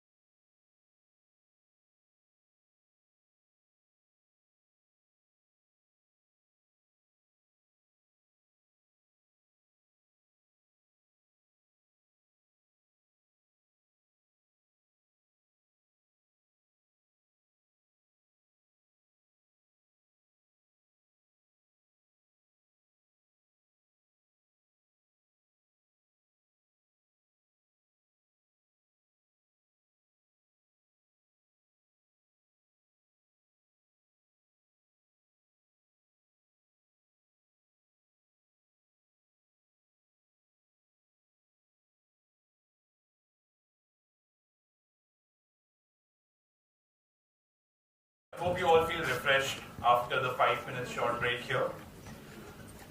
We now move into the panel discussion that addresses one of the most critical questions of our time. Leadership in the age of AI and the importance of an AI-ready workforce. Joining us in this discussion, we have two incredible leaders.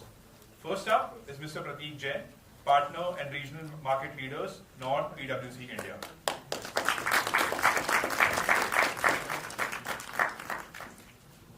Mr. Prateek brings a wealth of experience in driving business transformation.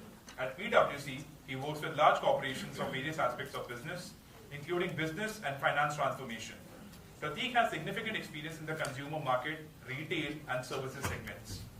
He has also been at the forefront of tax reforms in India and has played a significant role in formulation of the GST policy. He also chairs ASSOCHAM's National GST Council. Next is Ms. Shireen Sehgal, Chief People Officer at PwC India.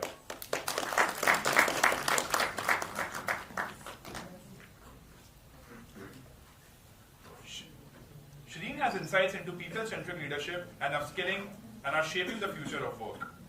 Shireen comes with more than 2 decades of human capital experience in business management and transformation roles.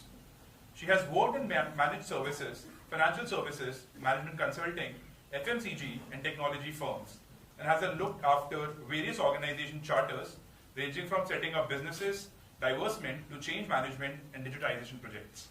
Today's conversation will explore the evolving role of leaders in adopting AI, guiding teams through change and building a workforce equipped with the skills needed to thrive in today's world. Without further ado, let's welcome our panelists and let's get started.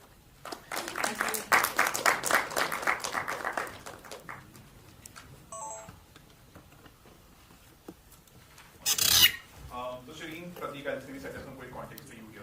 So today we've been talking about AI and exactly how things have been evolving in AI altogether. And I think we'll just basically take the entire conversation forward from there. Shireen, our first question to you here. As a Chief People Officer, you keep preparing workforce for future challenges. What do you think, as an organization like PwC, how is it already AI ready, and how do you plan to be AI ready in the upcoming future? Right, thank you. Very happy to be here. I always say campus energizes me, and I think campus energizes everybody. So extremely happy to be here, and I hope to take something back for me after today's session. Lock करवा के camera bro Gen AI is a buzzword which is probably depending on everything and anything that we do today.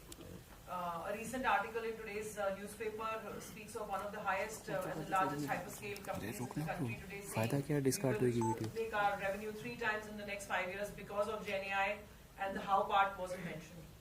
Our organization continues to disrupt internally as well as externally. I mean, I have one of the best financial experts of the country here with me, but for him also technology and Gen AI have become an impending question because his clients ask him. The how part is still getting figured out. The third is people like me, and you designated me well, thank you. As a chief people officer, the solution that I know the answer, everyone has to be educated on Gen AI, everyone needs to know what it is about, everyone needs to know how it has to be implemented. Till what level should I get involved? So I always say that, and I'll break it in 2 parts, your question. I know I made a little contextual statement, but I'll break it in 2 parts. So the first part is about the how. I'll try and explain the how part of it, right? How much should you get exposed to Gen AI? How much should my learning be to Gen AI? Should it be just an article in the newspaper that I should read and I should be aware about it? Should I get a certification around it so that I am at least legit in meetings and in campuses and in front of organizations, and I'm able to show my caliber towards Gen AI?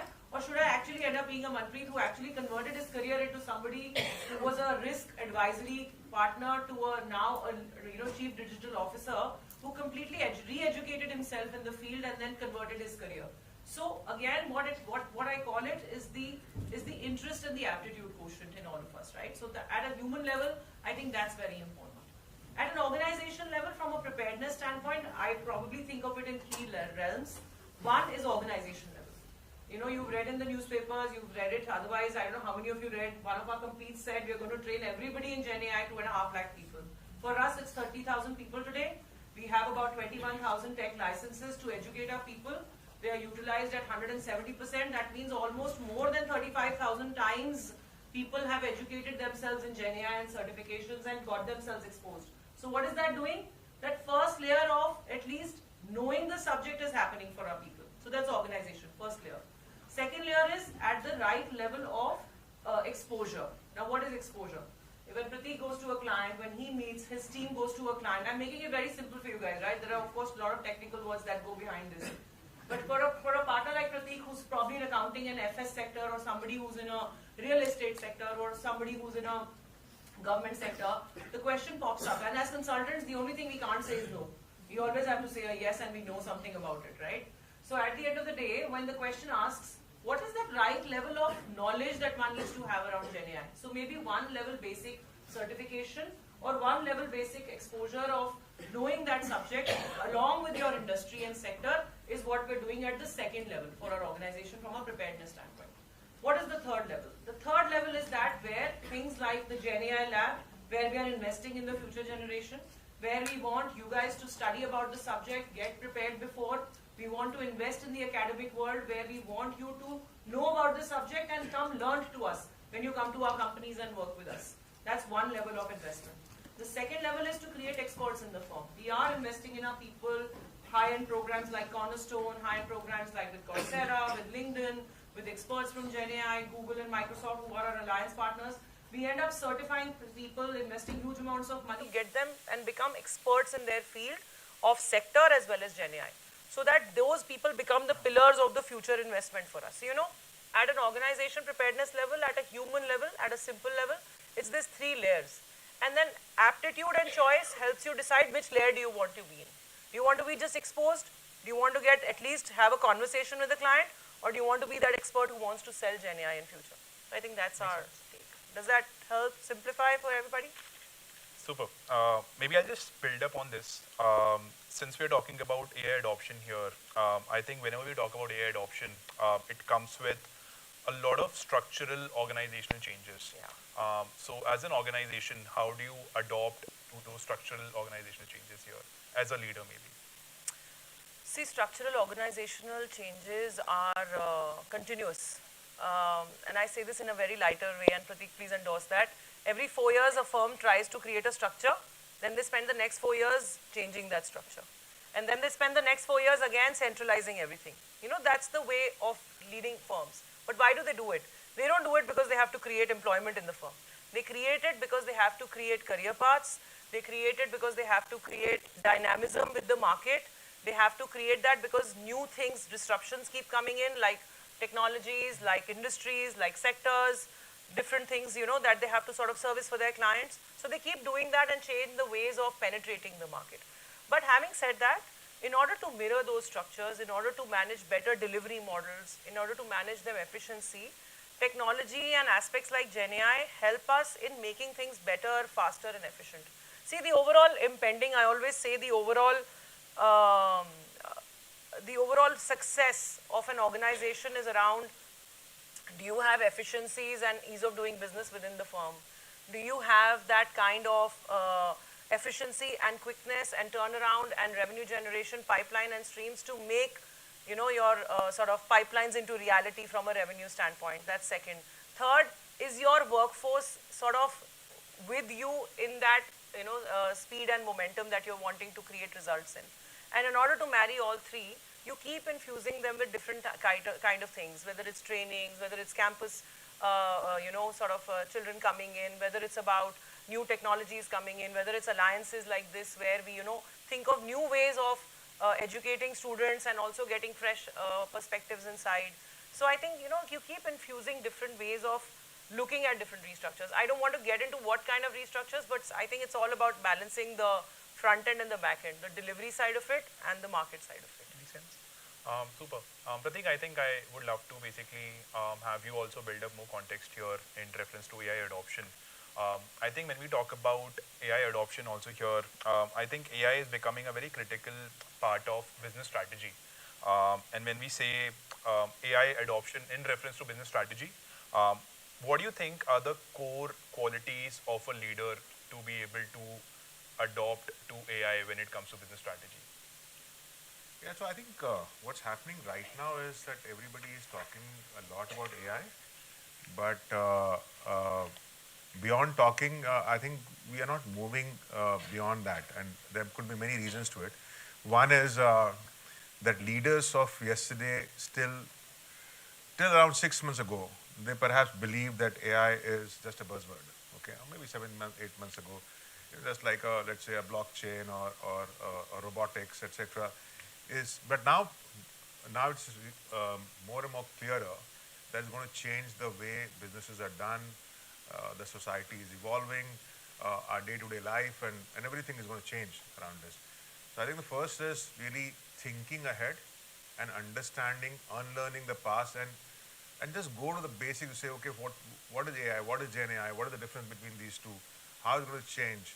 At the end of the day, the technology cannot be the end, but it's a means to an end, right? So you have to understand that AI would prepare and human will review. Most of the time that will be the situation. Therefore, one of the key challenges which comes in leadership is how do you get the stakeholders alignment? People are worried about jobs. People don't know how much of their core thing will be taken away from AI. And I think involving the stakeholders early, getting them into the discussions, doing small POCs, and constant communication. I think these are the things which come to my mind. The other important point is the ethical considerations. And I think that's one of the biggest challenges that we face, that today you want to adopt technology, but also understand that basic purpose of the organization or businesses to protect the human values and build trust and solve important problems. For example, let's say in healthcare sector, you might be excited that, okay, in the diagnostic field and all of those things, Gen AI could be quite a revolution, which is already happening. But at the end of the day, your core value is patient care. In a retail sector, it's great to have a personalized kind of AI thing for customers to help them in shopping. But again, the core value there is to protect the personal space of the customer, the data privacy, and so on. So don't forget the core value, and I think that's a challenge that a lot of people are trying to do innovation, but not looking at the challenge for implementation. So I would say adaptability, thinking ahead, stakeholders engagement, transparent communication, but above all, balancing the ethical considerations with the need of advancement of technology. I think these are the things which come to my mind. Super. I think since we were talking about adaptability here, and very rightly you mentioned about change when it comes to AI adoption, how do you think as a leader, how do you manage change specifically when it comes to integrating AI workflows in the entire system? Yes, well, I'll try and maybe go down basic and give my example. Till around 6 months ago, I didn't know much about this. Okay, I knew that there's something was going to come, but it's going to take us all by storm. But I didn't know too much of detailing. I subscribed to the paid version of ChatGPT just around a month ago. Okay, and then I realized that it's extremely powerful. I mean, even the picture that you post on Instagram, and I have some other sort of creative interest in terms of comedy and stuff like that. So when you put a picture on Instagram, I click a picture and I put that on this thing and say, okay, give me some funny captions, and it gives me funny captions. Then you start talking to them, and, modify this, make it simple, and etc. etc. So then I realized this is a great one, right? I mean, and you have some thought about a joke, and you put a joke, and then gives you suggestions. And it scares me at a time, because a lot of creative people might think that their job is going to be over. So that's the first step that I did. The second, and that's what's more personal, and I am intrigued by every day when I go to ChatGPT and I see that the power of this. In fact, some of the questions that you're asking, I try to get an answer from ChatGPT, and a beautiful answers, by the way. So it's very powerful. Then coming to the organization part of it, my core area has been tax, right? As was mentioned, GST and stuff like that. We try to see what are the problems that clients are facing, and can we have a solve through Gen AI on that. So for example, the first problem that clients are facing is that there are tax notices which are coming from all over the place, and somebody is looking at those tax notices, trying to summarize, trying to look at the value, trying to sort of look at the background and so on. So we said this can be an easy solve. So now we have developed a sort of Gen AI layer. What it does is it looks at the tax notice. If it is a 50-page notice, within 30 seconds, it will give you a nice summary. Okay, what's the summary, who has issued the notice, what's the amount of demand, what's the way forward, what's the next hearing, and so on. So that's one. Then we said, okay, summary is fine. Can it go beyond that? So can it start preparing a reply of the notice? So we then tied up with some content providers, and we have tie-ups, let's say with content providers who have all the case laws, tax case laws, all the notifications, all the government circulars, all the laws at one place. We have then put a layer of all the PwC opinions and position papers and all of that which we have put. So we have, let's say, a document which is 200,000. Now, today we are reaching a stage when you get a tax notice, you put some kind of a template on which you have to reply, and that is now preparing 80% of your reply. Now, what does it all mean? It means that a lot of people who are doing something which was more process-driven, which was reading up, which is, and stuff like that, will get replaced. But that's a big challenge. Today in my team there are more than 700 people. Now, what do we do? That means that you can with same people, you can do much more. And clients would now come back to you and say, look, I know that Gen AI is giving you 25-30% efficiency, and therefore please reduce the fees. And that's happening now. Clients are also realizing. So the point I'm making is that the way for me to look at Gen AI is identify a problem and then try and see whether it can solve the problem. Let's not boil the ocean to say, okay, it's a big thing coming and let's see what all we can do. Doing small POCs always helps, and when you aggregate that, it will be a big transformation. I just want to add on that change piece. I bet your own joke would have been better than the one that came out of ChatGPT. That's human augmentation. That's what I want to tell everybody, right? So the idea is that we don't want creativity, and as an organization, we don't want your creativity to get killed. We don't want your creativity and your own human mind to get absorbed in things like not writing and not putting in the effort of not writing, and needless to mention plagiarism around some of the content creation that happens. But having said that, I think it can make a life a lot easier. I'll give you a very small example. And in fact, PwC has a ChatGPT enterprise license, and we operate that in many countries. And I was at this training forum in Seoul a month back. And we did this training session, and after every session, like you do, you put post-its on the board, right? Everybody put post-its, hame ye laga, hame ye laga. And then everyone was like, oh, let's summarize, like make these clouds on the board and write what's about. Someone just came from the Middle East, and he was a partner with the PwC, and he came and he clicked the picture of those post-its, and boom, and he created the summary of that picture, and he showed it to everybody, and fantastic. And I have been after Manpreet's team after that day, and I said, hum kya kar rahe hain, hame bhi karna hai. So the point of the matter of fact is that are we, the point and the time that we were wasting, and as students, as I tell you, where you can use it in your life, use it in that efficiency, right? Don't let that creativity get killed. So there's a flip side to GenAI. I was trying to write a job description for myself as one of the workshops. I was trying to train people on how GenAI was sort of functional on that workshop.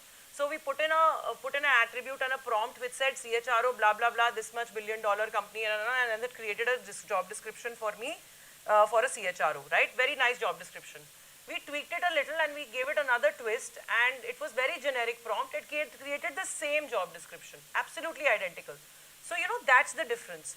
It didn't bring that augmentation of uniqueness of what you need. So that's where you need to come in. That's where your element comes in. But please use it, and that test and feel has to come from a mind shift change. And that is the change we have to bring about in your curriculums, in your study, in your daily, academics. And probably this GenAI lab is the first start of it, So touch and feel more and more around it. That's change for me. I don't know. Yeah. Awesome. I think Prateek, Shreen, once again, like one more follow-up question here. What you rightly quoted here in the entire conversation was human augmentation when it comes to the use of AI. Since a lot of folks here might be starting up something of their own, maybe sometime in the nearby future, and like a lot of them are already doing it here. We all know the use of AI. We all know that in terms of validation, there's going to be a substantial difference in the kind of productivity and the outcome that you can expect on a more organizational front. But typically when we talk about AI integration in a startup, or maybe even in a big organization for that matter, it ultimately requires humans to be trained on exactly how do you use AI models. And once again, like we cannot really expect a lot of tech literacy across the entire organization, be it startups, be it mid-scale companies, or basically be it enterprise companies also for that matter. So as leaders leading the entire organization, how do you think that we can bring in that AI literacy, at least across all the resources, working across an entire organization or even in a startup for that matter, so that the entire SOP gets set better to be able to. You want me to take a stab at it? With Manpreet in the room, we are no one to answer this question. He's probably the patrons of it, but of course, Manpreet, please add on whatever I say and whatever we both say. I think it's about creating an ecosystem for the starters, right? You have to create an ecosystem for people to get exposed, get irritated, get challenged, and get asked for that subject.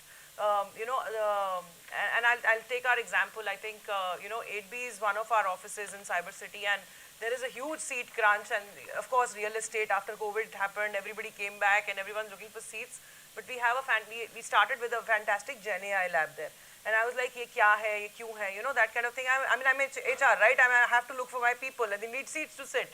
So I walked into that lab, and Gogo was the one, Gaurav was the one who was organizing that lab, and he called me, and he honestly pulled me into that lab one day, and he said, "Aao aapko dikhate hain." And I was floored. I mean, I was floored, and there is a genie who talks to you. She thinks for you. She orders coffee for you. I'm just telling you examples of what happens. Now, what did it do for me? The only thing I knew about GenAI at that point in time was GenAI. That's it. I knew the word. But today, at least I know the aptitude level. I understand what it does to me. I have my team working on at least 30-40% efficiency, where they are now doing their report writing, they're doing their assimilation of data, their recording, etc. is all happening through tools that the ecosystem has given. And I got exposed, I got pushed, I got challenged. So mindset change. That was the organizational layer change that I spoke about. So ecosystem. The second thing is about creating tools and infrastructure investments, right? we do, our firm has done a lot. At least I am exposed to our firm doing it, so I'll talk about our firm, about doing it.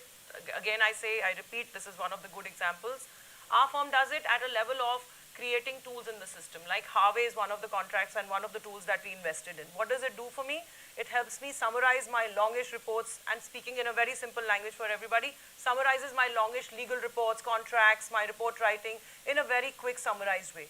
What did it do for me? Practically speaking, all of you, I used to have a north of 500 to 600 reports for People's Leadership Academy training, which had to be read and written, and those reports were 100 pages for each participant. I'm giving you a very, very real example.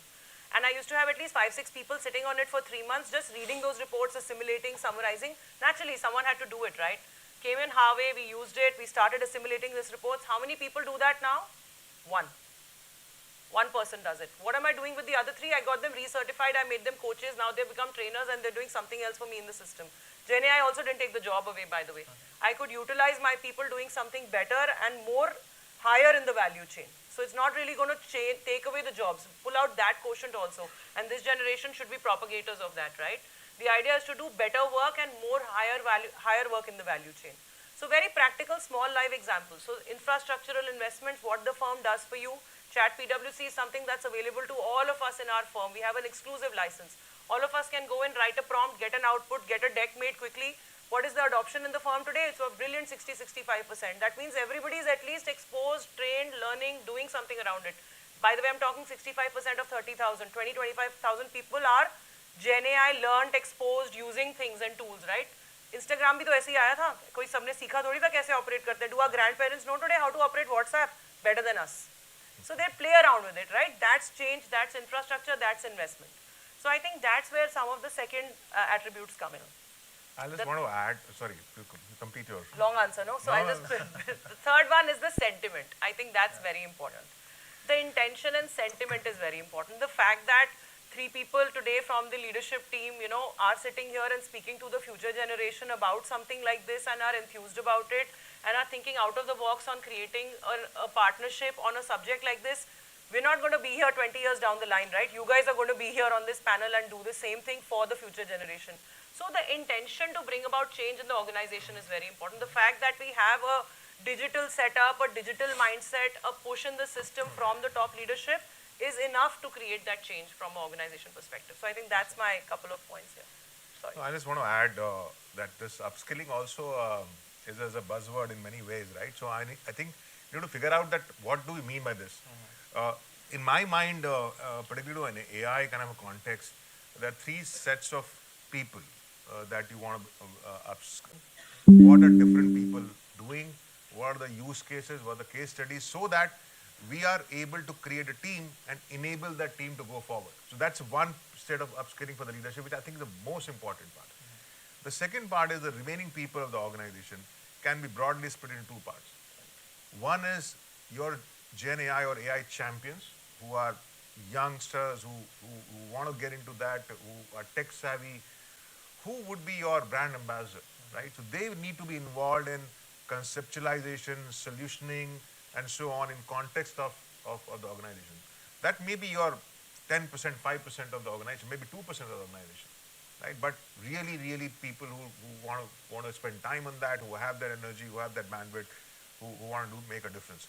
The rest of the organization, which will be a 95% of the organization, just needs to be trained on how do you use the system. How do you put the right kind of prompt, which is the easy one, right? So long as there is a leadership alignment, they understand the kind of disruption it's causing and they're doing the stakeholder alignment, you have bunch of people who can take the sort of back and forward in terms of being a champion.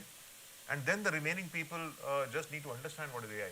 So that's how I think we should, very often I think what's happening in the organization is that everybody is trying to get everybody trained in the same fashion. I don't think that's the way it's going to work. No, makes sense. I think brilliant set of insights here. Shirin, what I resonated a lot from the entire conversation was the fact wherein you told about building an entire ecosystem within an organization when it comes to training all the resources on AI, which once again validates the last conversation that we were just recently having, which is human augmentation in an entire AI process. Just one last question here to the both of you, Prateek and Shirin. So since both of you are already involved in this era of AI transformation for your own companies, what do you think have been the challenges that you have been facing till now, and how do you number two cope to it, and exactly what's your leadership style when it comes to transforming AI and inculcating all of it into your own organizations? Yeah, so I think the first challenge is that will come from within, where people will say, why we're doing this, it's not, and they'll not try and argue as to why it's not a good idea for you to do it. And that's the first challenge that you face. That the way I'm dealing with it is to giving them use cases of how others are doing it, okay, and therefore you don't have an option. And second is some type of a top-down approach to say, look, you don't have any option but to look at cutting your resource cost by 25%, or whatever. So therefore, have more efficiency. Or if you want to go into a particular, let's say, client situation and say, I am spending 500 hours on this client deliverable. Can you cut down to 300 hours? And let's look at processes that you have in doing that delivery, right from, let's say if you're doing a compliance engagement, right from getting the data to sort of analysis of data and putting that in the form of a, let's say, tax return and getting it reviewed and submitting it. In that process, there are 50 processes. You look at each one of them and challenge yourself to sort of do something which automates and try and use AI. So resistance to change would be the biggest one. The second one would be the ethical issues, things like plagiarism that she talked about. How do we handle that? And I think that has to be handled at two levels. One is the organization level. You have to be very clear that where you set the sort of bar, and whether it's data privacy or all of those things, you have to have very clear guidelines that you can't move to this side of the table, right? So that's again important. And third is, I feel, and I made that point earlier as well, that a lot of people are talking about AI, but they're focusing a lot about large, innovative, transformative ideas, and they're not going to the grassroots and looking at doing small POCs. Once you do small POCs, then for you to align stakeholders, and therefore the challenge with that is that because everybody's talking about big AI transformation, you are not able to clearly communicate and articulate to your teams that, look, this is how it is going to impact your life.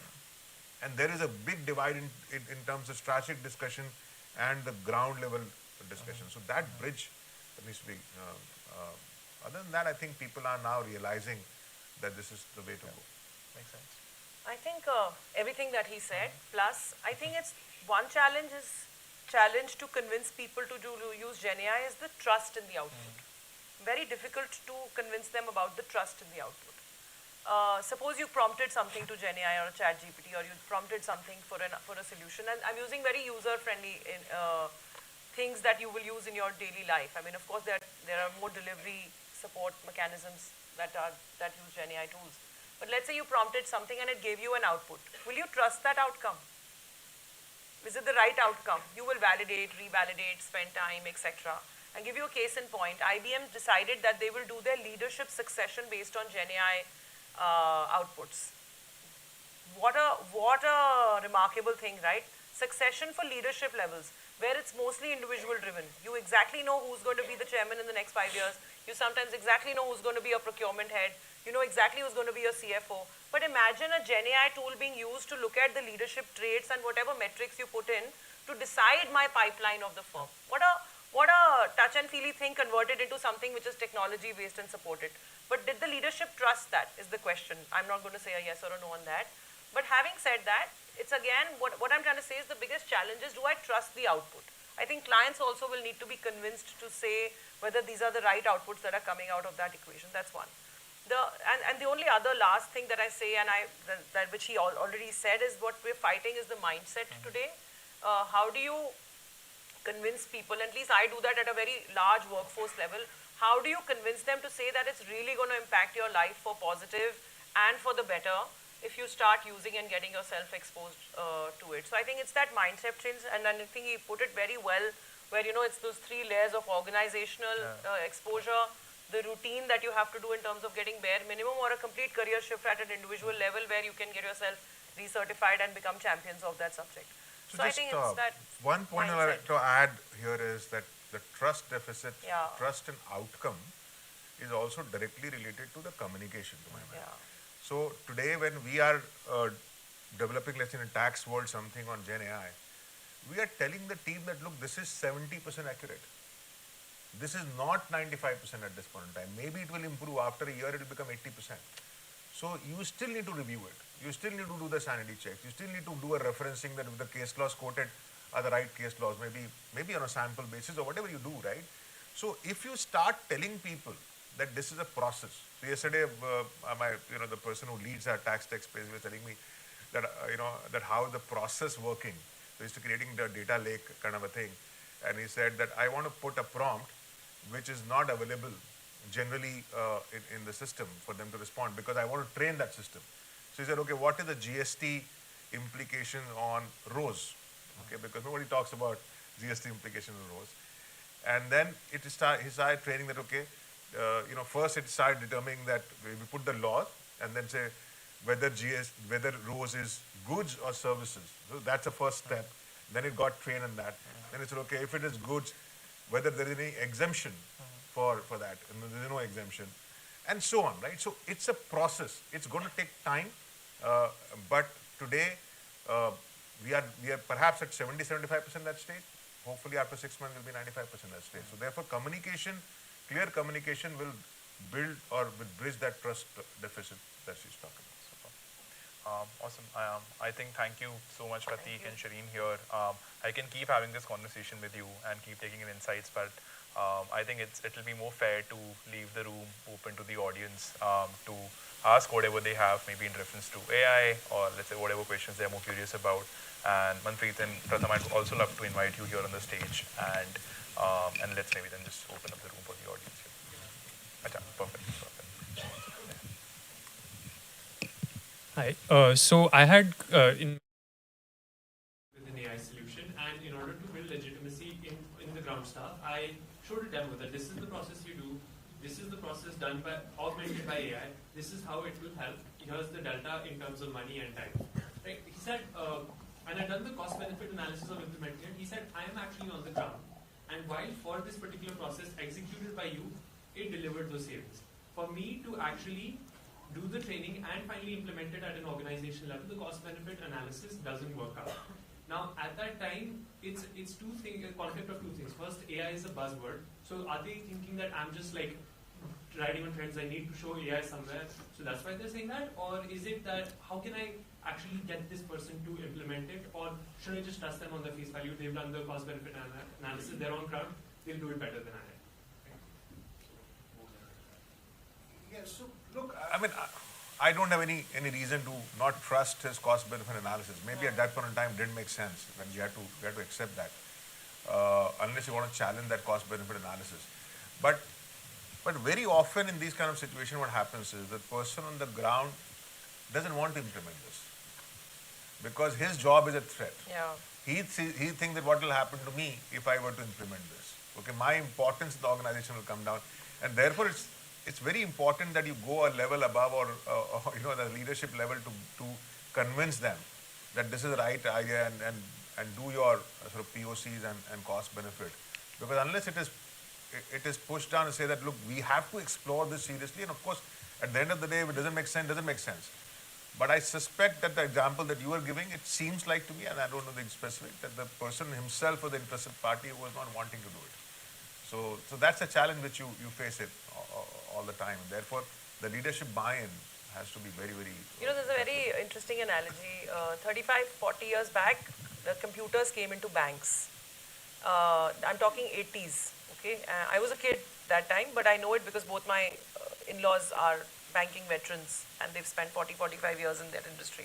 And laptops came in and computers came in, and before that, they were all doing register entries. By the way, all the check clearances, etc., used to happen in 5 days, 4 days, right? And today, nowadays, it's like 30 seconds.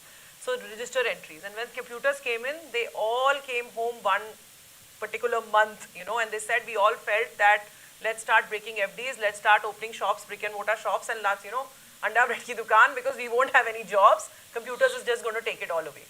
Fast forward to today, they realized that their work became better. It's the volumes that became better. It's the output that became better. Same number of people started doing more number of transactions with automation and, at that point in time, automation and whatever happened and efficiency. And their lives became better and sorted because now they were not doing manual effort. Rather, it was more validation of that entire piece. So it takes time. It takes time. I'm not saying it was, by the way, it was in the same generation shift.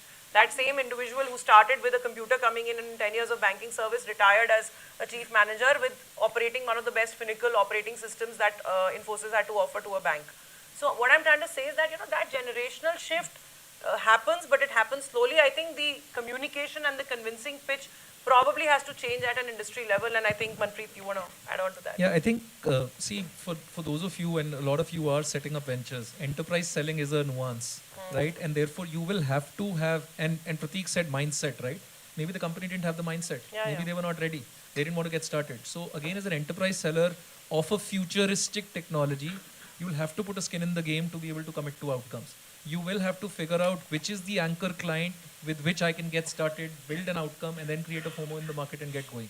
So some of those, I mean, there's nothing wrong with the technology, there's nothing wrong with the product, but it's a lot of, the last mile selling at an enterprise of a futuristic technology is a painful process, and that's what the world's been focused on. So don't give up is what I would say.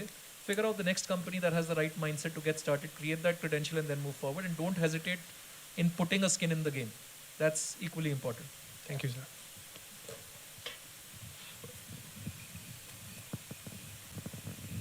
All right. Good afternoon, everyone. My question is more along the intersection. We've seen the intersection of AI and IoT. But now with the rise in blockchain technology that's also coming up, is PwC exploring anything on the lines? Because we talked about trust, we talked about scalability at the same time. That's something that blockchain is solving. And we saw that AI was once adopted in the industry or among the industry, big companies in the industry when it became a buzzword. Blockchain was a buzzword a few years ago, but primarily associated with cryptocurrency, which is literally a 1% use case of blockchain technology. So just wanted to hear your views on the technology, and especially Manpreet down here. So, very deeply invested. I think PwC had the first blockchain partner, a partner doing full-time blockchain consulting way back in about 2016. And you'd be surprised, as much as we think blockchain's not taken off, blah, blah, blah.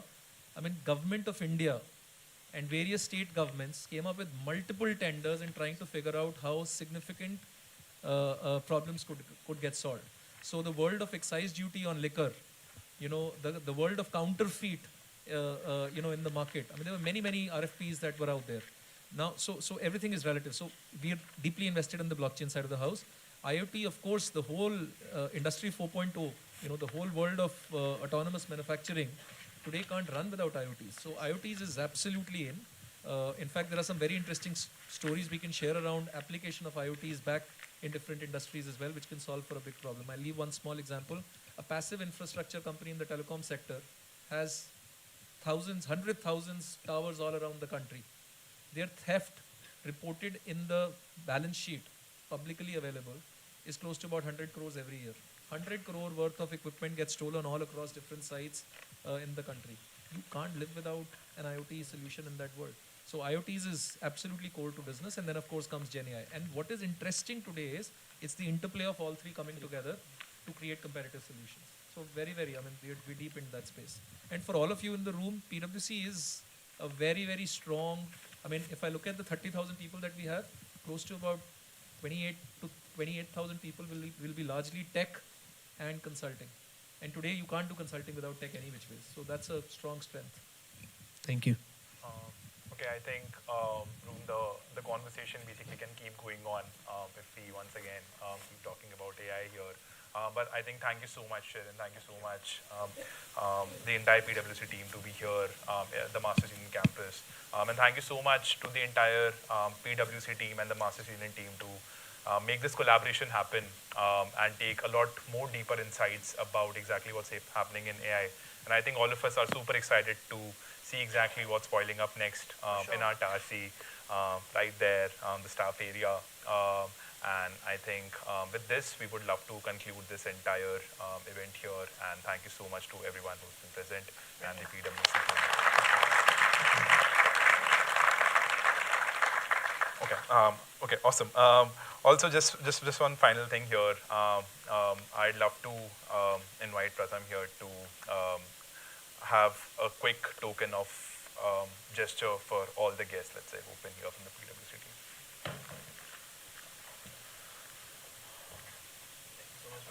Thank you. Thank you, neighbor. Thank you. Thank you. Thank you. Thank you so much. Thank you. It's one person. So one person. Okay. Thank you. Yeah, thank you. Thank you. Thank you.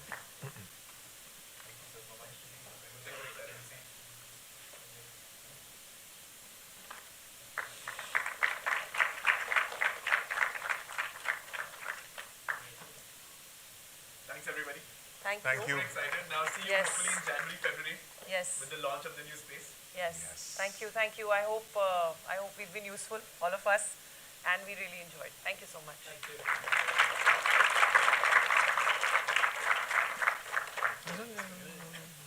All right. Thank you so much.